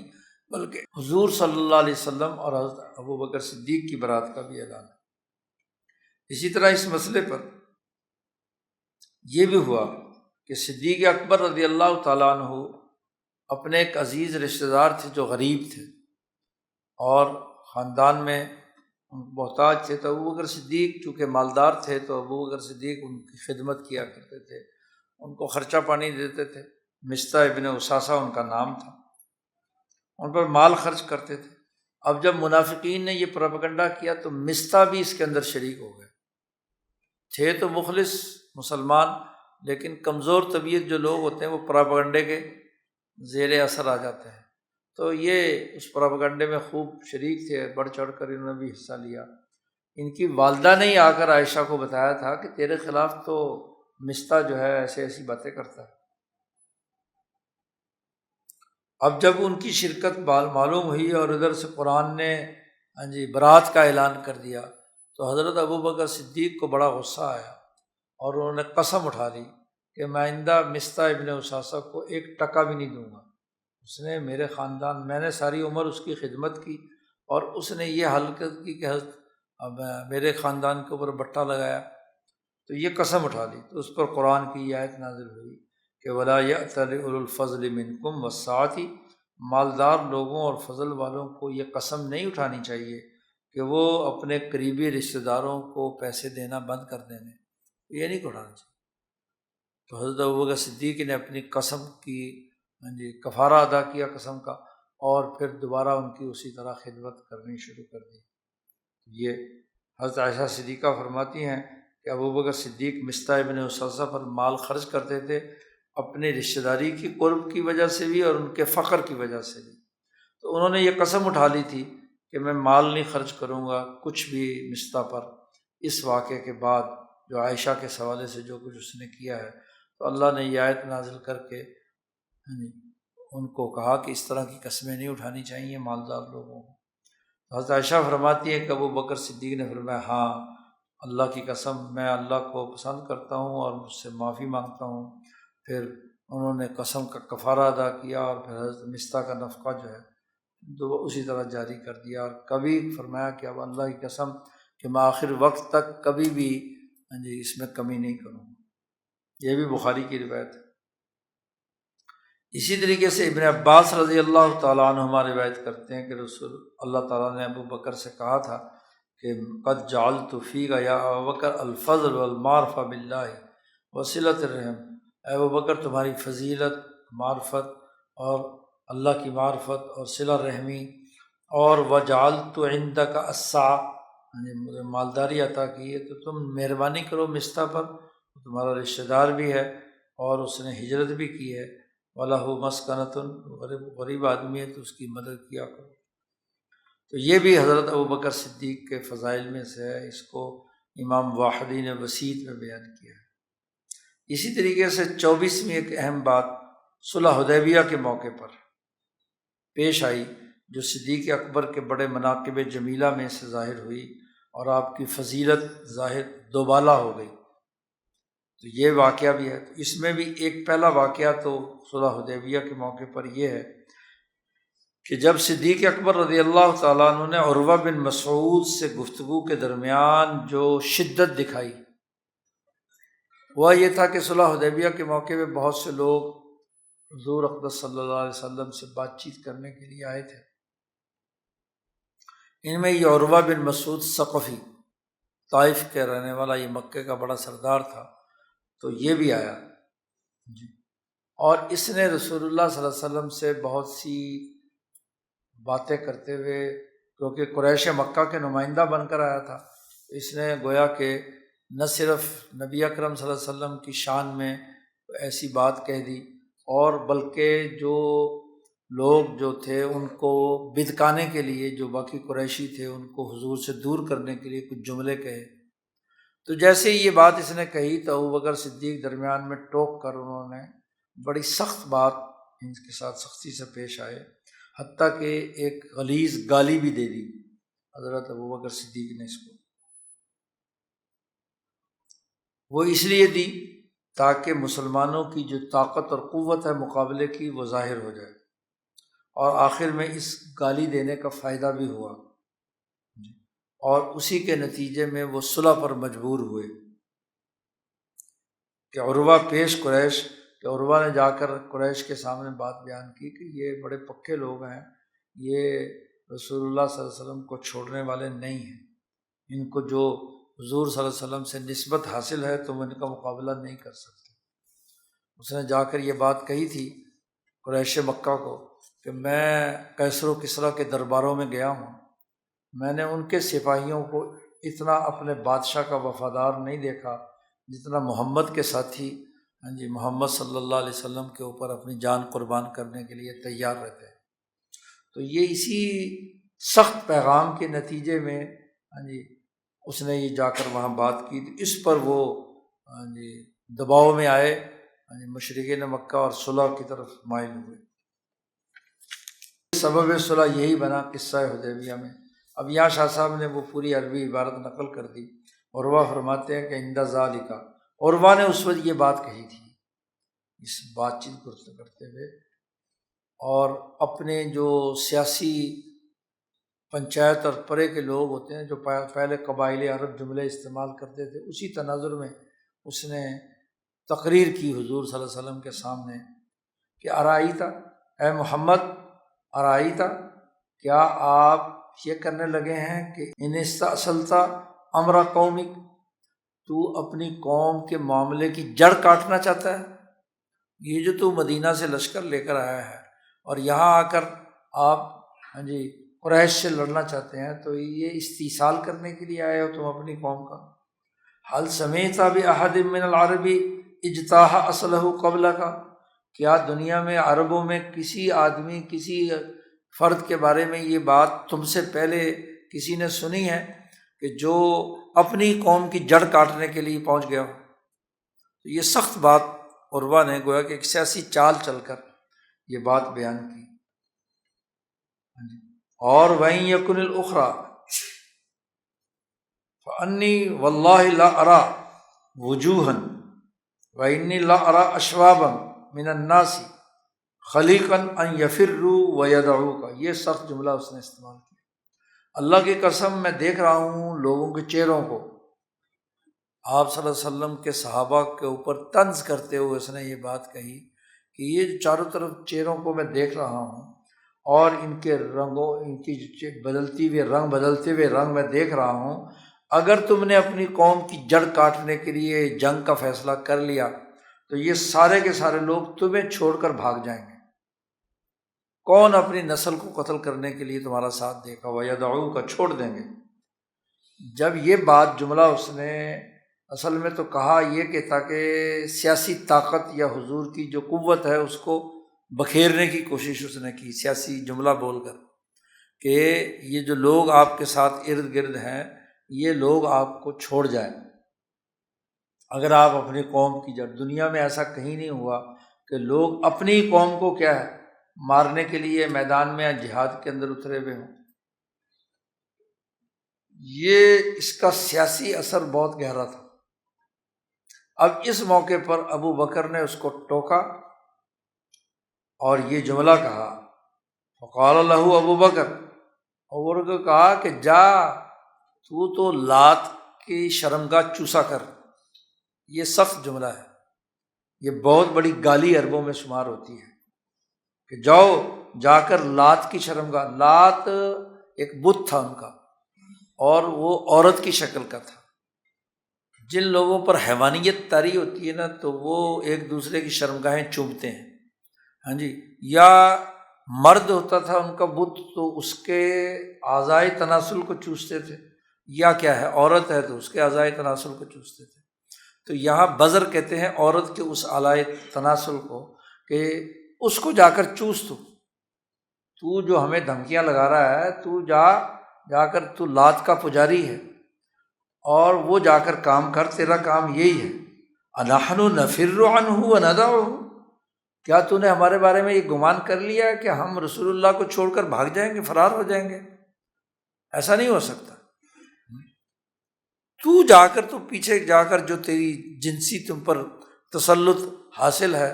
ہاں جی، تو وہ جا کے کر۔ تو یہ بڑا سخت جملہ ابوبکر صدیق نے عروہ کو سنایا۔ اس کے تصورات میں بھی یہ بات نہیں تھی، تو جب یہ گالی دی اس کو ایک قسم کی ان کے خیال کے مطابق، تو اس نے نظریں اٹھا کر ہاں جی کہا کہ یہ بندہ کون ہے بھائی جس نے یہ مجھے اتنی بڑی بات، کیونکہ وہ خود تو بڑا سردار تھا ہاں جی طائف کا جی، اور یہ بنو ثقیف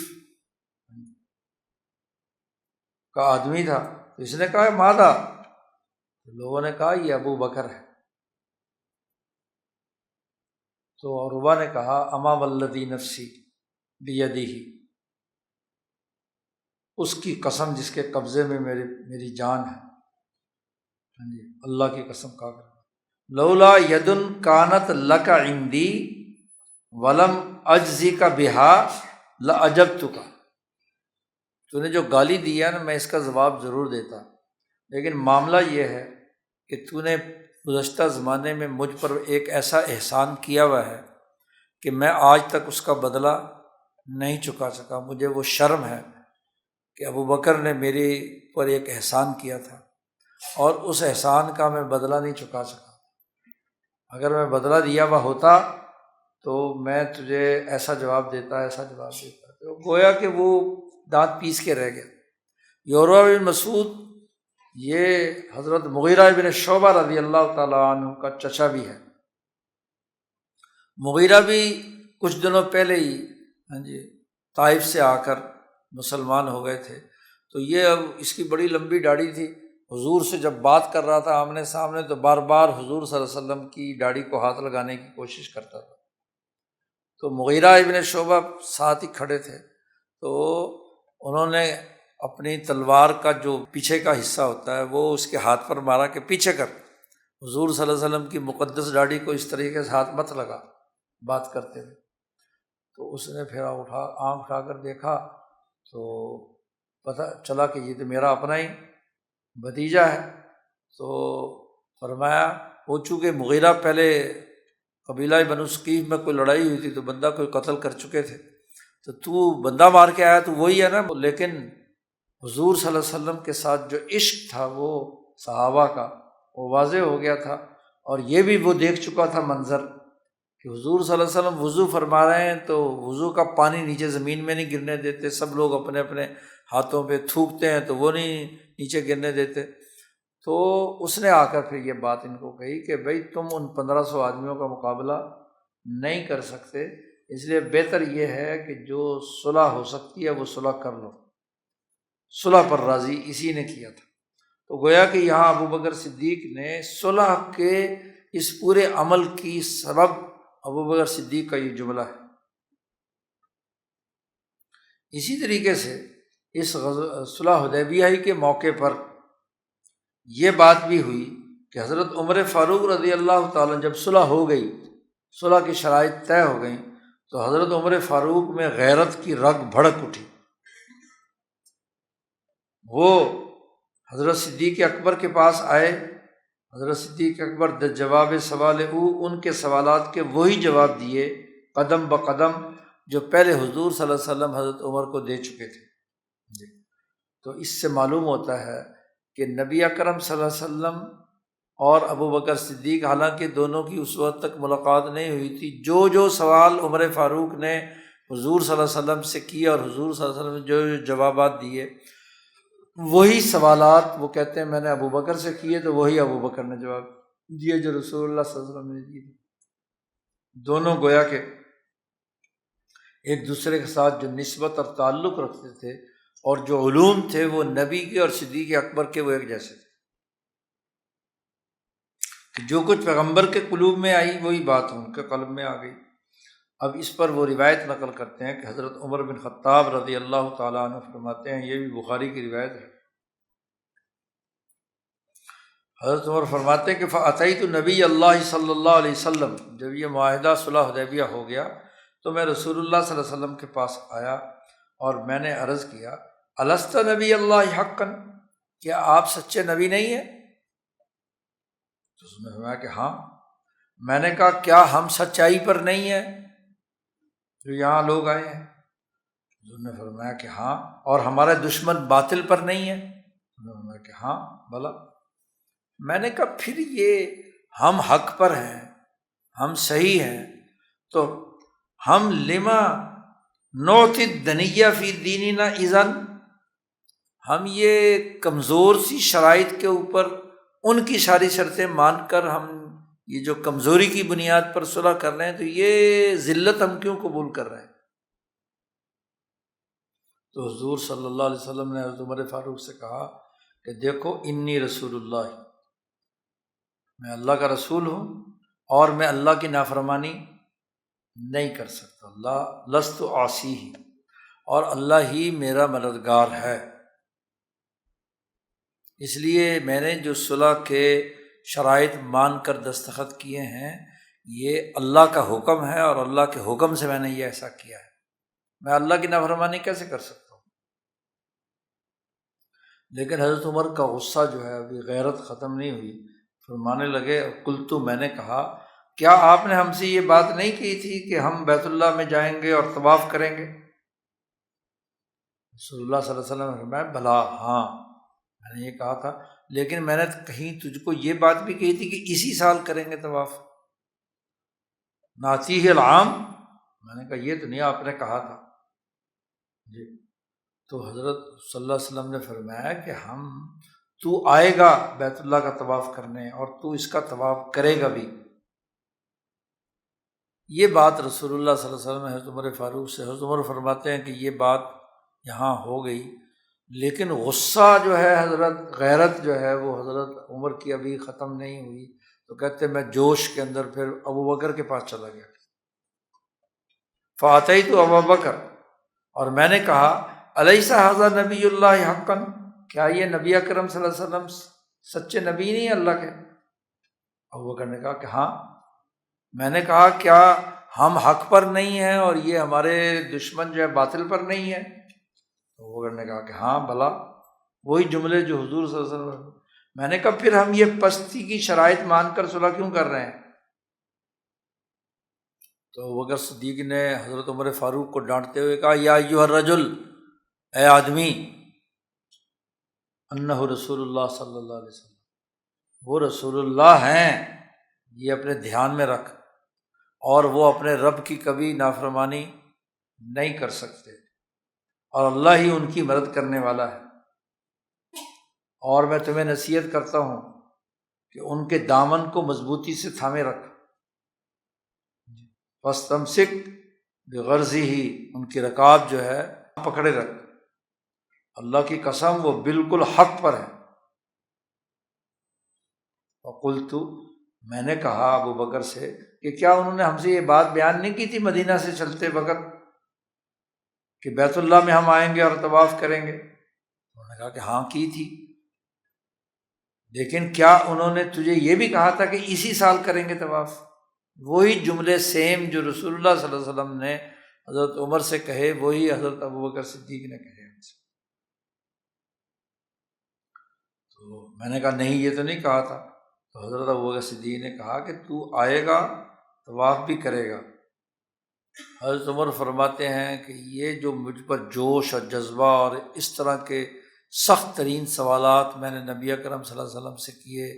اور ابو بکر صدیق سے کیے، بعد میں مجھ پر اس پر بڑی شرمندگی ہوئی، اور میں نے اس کا کفارہ ادا کرنے کے لیے بہت سے نیک اعمال کیے کہ اللہ تعالیٰ میری اس غلطی کو معاف کر دے کہ میں نے اتنے سخت سوالات نبی اکرم صلی اللہ علیہ وسلم سے کیے۔ فعملت لذلک اعمالا، یہ بھی بخاری کی روایت ہے۔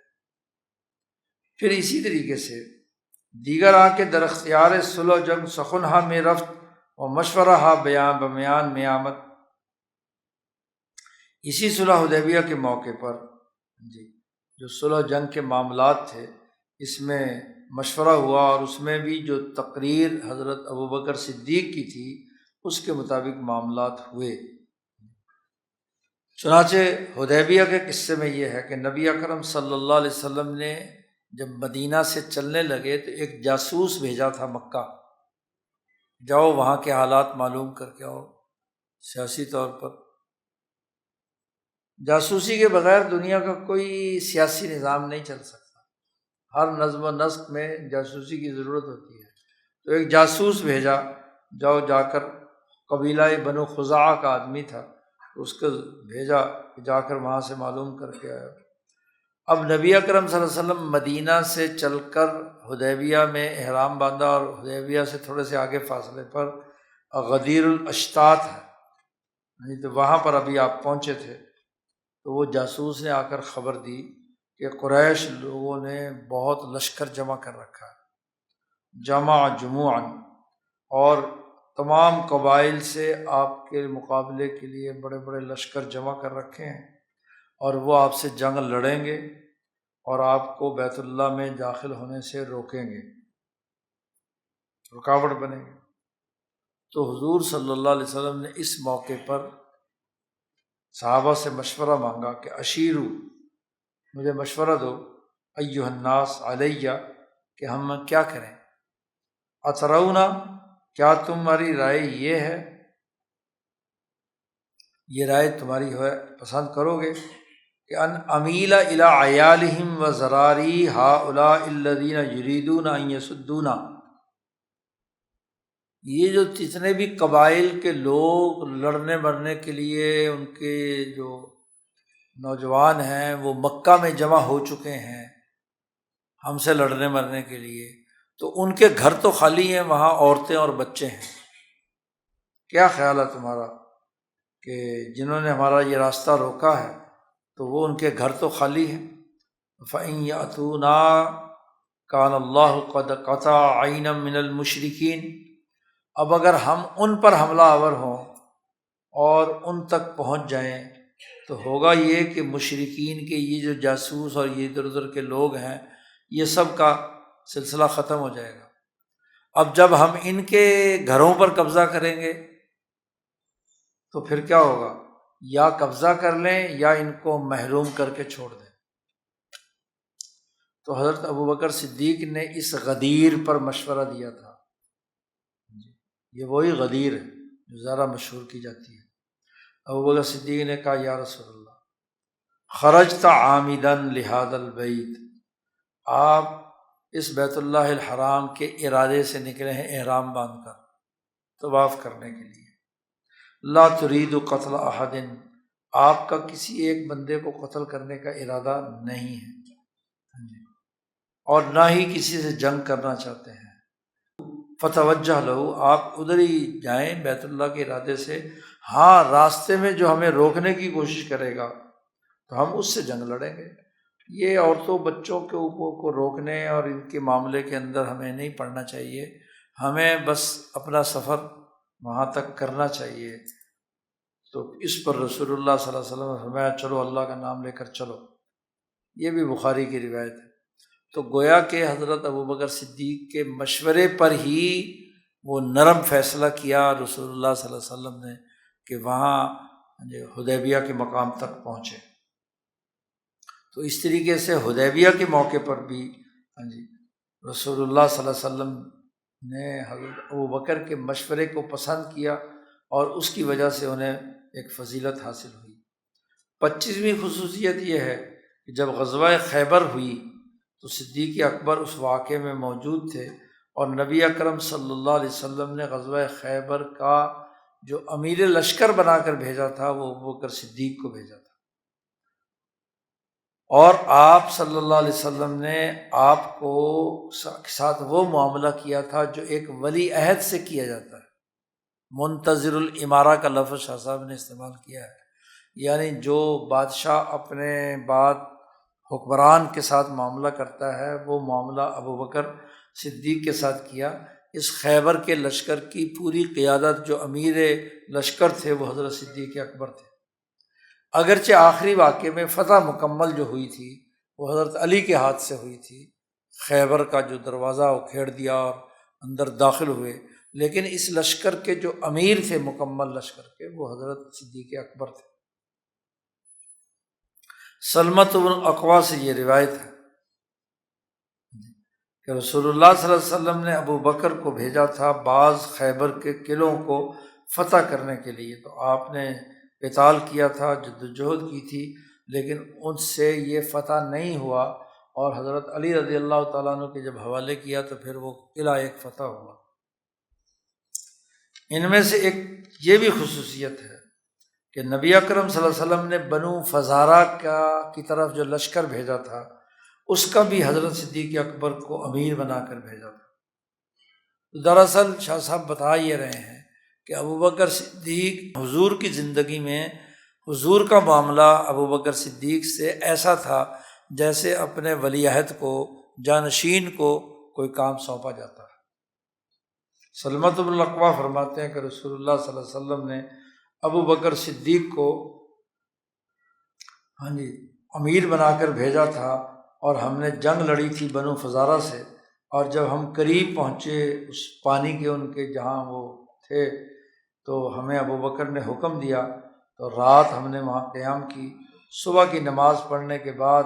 جیسے وہ طریقۂ دعوت تھا کہ اگر وہاں سے قبیلے کی اذان آ گئی تو ٹھیک ہے، یا پھر ان کو دعوت دی جاتی تھی، اور پھر اس کے بعد حملہ ہوا۔ ہم نے حملہ کیا، فرضنا الماء، پانی پر آئے، اور ہم نے قتال کیا، جن سے بھی قتال کیا۔ فانصرف عنق من الناس وفیہم الذراری والنساء، جب اس قبیلے پر حملہ ہوا تو وہاں کے مرد عورت سارے ایک پہاڑ پر چڑھنے کی طرف اپنے گھروں سے نکل کر پہاڑ کی طرف جا رہے تھے، اور ظاہر ہے کہ وہاں پہاڑ، اونچے پہاڑ پر اگر دشمن پہنچ جائے تو وہاں سے حملے کا، تیر کا اندازی کا خطرہ ہوتا ہے، تو ہم نے اس طرح تیر برسائے پہاڑ کی طرف کہ وہ پہاڑ اور ان کے درمیان حائل ہو گئے، اور جب انہوں نے تیر دیکھے تو وہ رک گئے، تو حضرت ابوبکر صدیق نے مجھے حکم دیا کہ جاؤ ان کو سب کو گرفتار کر کے لے آؤ۔ تو میں انہیں لے کر آ گیا۔ ان میں ایک عورت تھی بنو فزارہ کی، اس نے ایک بہت چمڑے کا کوئی لباس سم پہ پہنا ہوا تھا، اور اس کے ساتھ ایک لڑکی تھی اس کی جو عرب کی خوبصورت لڑکیوں میں سے تھی۔ ابو بکر نے وہ مجھے دے دی، تو میں اس کو اسی طریقے سے حفاظت کے ساتھ مدینہ لایا، اور میں نے رسول اللہ صلی اللہ علیہ وسلم کے حوالے کر دی۔ تو آپ صلی اللہ علیہ وسلم سے میں نے کہا کہ میں نے اس لڑکی کو، اس کا کوئی پردہ وغیرہ نہیں اتارا، یہ اسی طرح آپ کے حوالے ہے۔ تو حضور صلی اللہ علیہ وسلم نے اسے، جو مکہ کے اندر کچھ مسلمان گرفتار تھے، ان کے فدیے میں ان کو واپس لوٹا دی۔ تبادلہ قیدیوں کا جو تبادلہ ہوتا ہے، تبادلہ قیدیوں میں وہ وہاں پہنچا دی۔ امام حاکم نے یہ روایت بیان کی ہے۔ تو گویا کہ امیر لشکر اس وقت حضرت ابو بکر صدیق رضی اللہ تعالیٰ عنہ تھے۔ اسی طرح 27ویں خصوصیت بیان کرتے ہیں کہ نبی اکرم صلی اللہ علیہ وسلم نے جب بادشاہوں کو خط لکھنا شروع کیے اور لوگوں کو تبلیغ کے حوالے سے خطوط آپ صلی اللہ علیہ وسلم نے لکھنا شروع کیے، تو ایک آدمی نے حضور صلی اللہ علیہ وسلم سے سوال کر لیا کہ آپ باقی لوگوں کو خط دے کر بھیج رہے ہیں، تو یہ ابو بکر اور عمر کو کیوں نہیں بھیج رہے اپنا نمائندہ بنا کر کہ وہ جا کر دین کی دعوت دیں؟ تو حضور صلی اللہ علیہ وسلم نے ان دونوں بزرگوں کے حوالے سے جو جملہ فرمایا ہے وہ ان کی فضیلت پر اور ان کا حضور صلی اللہ علیہ وسلم کے ساتھ جو اتحادی نسبت تھی اس پر دلالت کرتا ہے۔ ان کے اس کے نتیجے میں ان کی یہ فضیلت دوبالا ہو گئی۔ آگے روایت نقل کر دی ہے حضرت حذیفہ بن یمان رضی اللہ تعالیٰ عنہما کی، کہتے ہیں سمعت رسول اللہ صلی اللہ علیہ وسلم، آپ صلی اللہ علیہ وسلم نے فرمایا کہ میرا ارادہ ہوتا ہے کہ دور دراز ملکوں کی طرف میں لوگوں کو بھیجوں جو جا کر لوگوں کو سنت اور فرائض سکھائیں، جیسے حضرت عیسیٰ علیہ السلام نے اپنے حواریوں کو دنیا بھر میں بھیجا تھا۔ تو حضور صلی اللہ علیہ وسلم سے سوال کیا گیا کہ فَأَيْنَ أَنْتَ عَنْ أَبِي بَكْرَ وَعُمَرَ، آپ ابو بکر و عمر کو کیوں نہیں بھیجتے اس کام کے لیے؟ تو یہ تو سب سے زیادہ آپ کے حواری ہیں۔ تو آپ صلی اللہ علیہ وسلم نے فرمایا تھا کہ میرا اپنا گزارا ان کے بغیر نہیں ہوتا، لا غنى لی عنہما، اس لیے کہ یہ دین کے حوالے سے میری آنکھ اور میرے کان ہیں، ایک میری آنکھ ہے اور ایک میرا کان ہے، یعنی معلومات اکٹھے کرنا اور اس کا تجزیہ کر کے اس کی نگرانی کرنے کے یہ ان کے بغیر تو میں رہ نہیں سکتا، اس لیے یہ دونوں کو میں نہیں بھیجوں گا اور لوگوں کو، یہ بہت بڑی فضیلت ہے۔ امام حاکم نے یہ روایت بیان کی ہے۔ اسی طریقے سے 28ویں خصوصیت کہ صدیق اکبر رضی اللہ تعالیٰ عنہ ہر وقت دن رات نبی اکرم صلی اللہ علیہ وسلم کے ساتھ مسلمانوں کی فائدے اور مصلحت کے سلسلے میں ہمیشہ مشورے میں شریک رہتے تھے۔ آپ صلی اللہ علیہ وسلم ان کے ساتھ ہمیشہ مشورہ کرتے تھے۔ ابن عباس رضی اللہ تعالیٰ عنہما قرآن کی اس آیت شاورہم فی الامر کہ آپ ان سے مشورہ کیا کریں، تو اس کی تفسیر میں، قرآن کی تفسیر میں ابن عباس فرماتے ہیں یعنی اس سے مراد ہے ابو بکر و عمر۔ شاورہم کا ہم ضمیر کا مرجع یہ دونوں افراد ہیں خاص طور پر۔ خود حضرت عمر فرماتے ہیں کہ رسول اللہ صلی اللہ علیہ وسلم رات کو ابو بکر سے مشورہ کیا کرتے تھے۔ یصبر عند ابی بکر اللیلۃ فی الامر من امور المسلمین وانا معہ، اور میں حضور صلی اللہ علیہ وسلم کے ساتھ ہوتا تھا، یعنی یہ تینوں حضرات رات کو گویا کہ اگلے فیصلوں کے لیے میٹنگ کرتے تھے، تو ان کے آپس میں کیا ہے مشاورت ہوتی تھی، جو پیش آمدہ امور ہیں اس حوالے سے ایک ڈسیزن لینے، فیصلہ کرنے کا کام کرتے تھے۔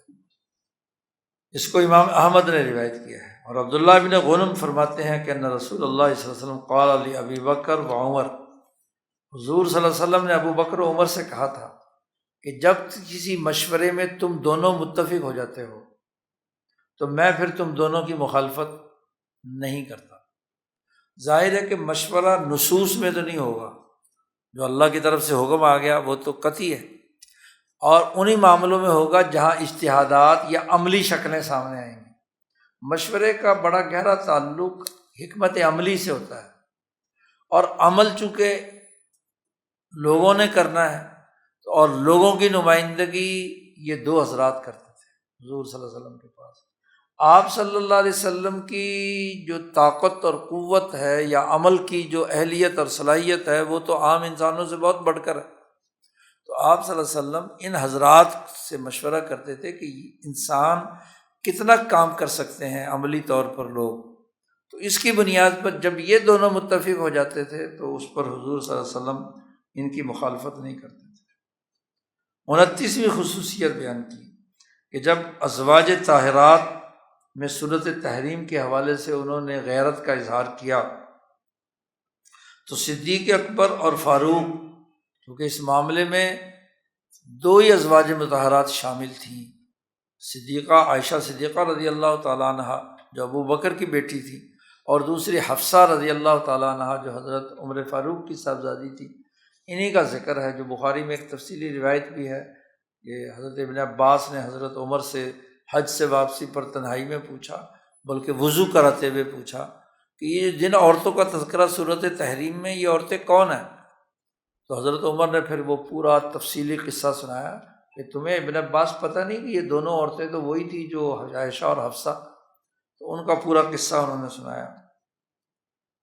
تو ان آیت میں یہ صالح المومنین کا لفظ استعمال ہوا ہے، تو اس صالح المومنین سے مراد ابو بکر اور عمر ہے۔ ابو امامہ کی روایت ہے اللہ تعالیٰ کے اس قول میں کہ فَإِنَّ اللَّهَ هُوَ مَوْلَاهُ وَجِبْرِيلُ وَصَالِحُ الْمُؤْمِنِينَ، اس سے مراد ابو بکر اور عمر ہے۔ امام حاکم نے یہ روایت نقل کی ہے۔ اسی طریقے سے اس کا شاہد نعمان ابن بشیر کی روایت ہے کہ ابو بکر صدیق رضی اللہ تعالیٰ عنہ نبی اکرم صلی اللہ علیہ وسلم کے گھر آئے اور آپ نے اجازت مانگی، تو اجازت کے موقع پر وَسَمِعَ صَوْتَ عائشہ عَالِيًا، انہوں نے آ کر جب اجازت مانگی تو اندر عائشہ کی آواز آ رہی تھی، تو اور وہ کچھ بلند آواز سے گفتگو کر رہی تھی۔ حضور صلی اللہ علیہ وسلم گھر میں تشریف فرما تھے، تو جیسے ہی حضرت ابوبکر صدیق گھر میں داخل ہوئے تو انہوں نے حضرت عائشہ پر ہاتھ اٹھا لیا تھپڑ مارنے کے لیے، اور کہا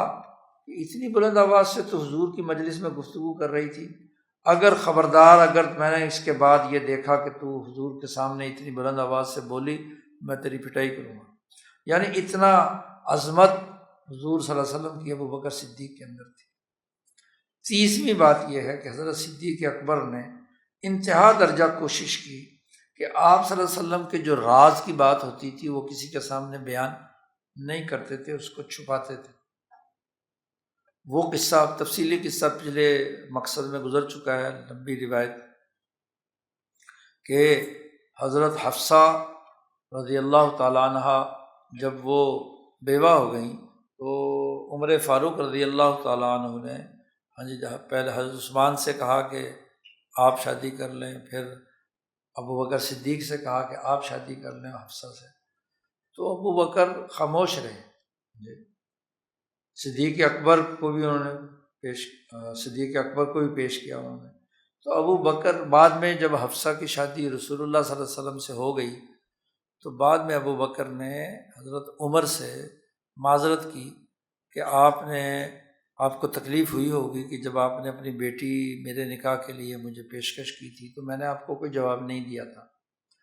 تو اس لیے جواب نہیں دیا تھا لم یمنعنی ان ارجع الیک الا انی کنت علمت ان رسول اللہ صلی اللہ علیہ وسلم ذکرہا، کہ مجھ سے حضور صلی اللہ علیہ وسلم نے مشورہ کرتے ہوئے حفصہ سے اپنی شادی کا تذکرہ کیا تھا، تو میں یہ حضور کا راز آپ کو افشا نہیں کر سکتا، میں خود قبول بھی نہیں کر سکتا تھا اور یہ بتلا بھی نہیں سکتا تھا کہ حضور کو دلچسپی ہے حضرت حفصہ سے شادی کرنے کی، تو یہ راز کی گویا کہ حفاظت کی،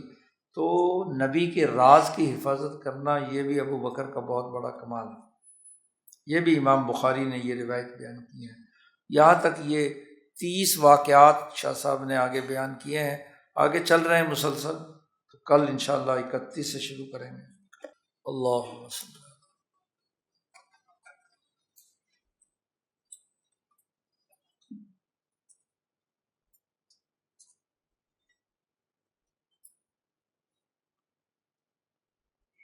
اجمعین۔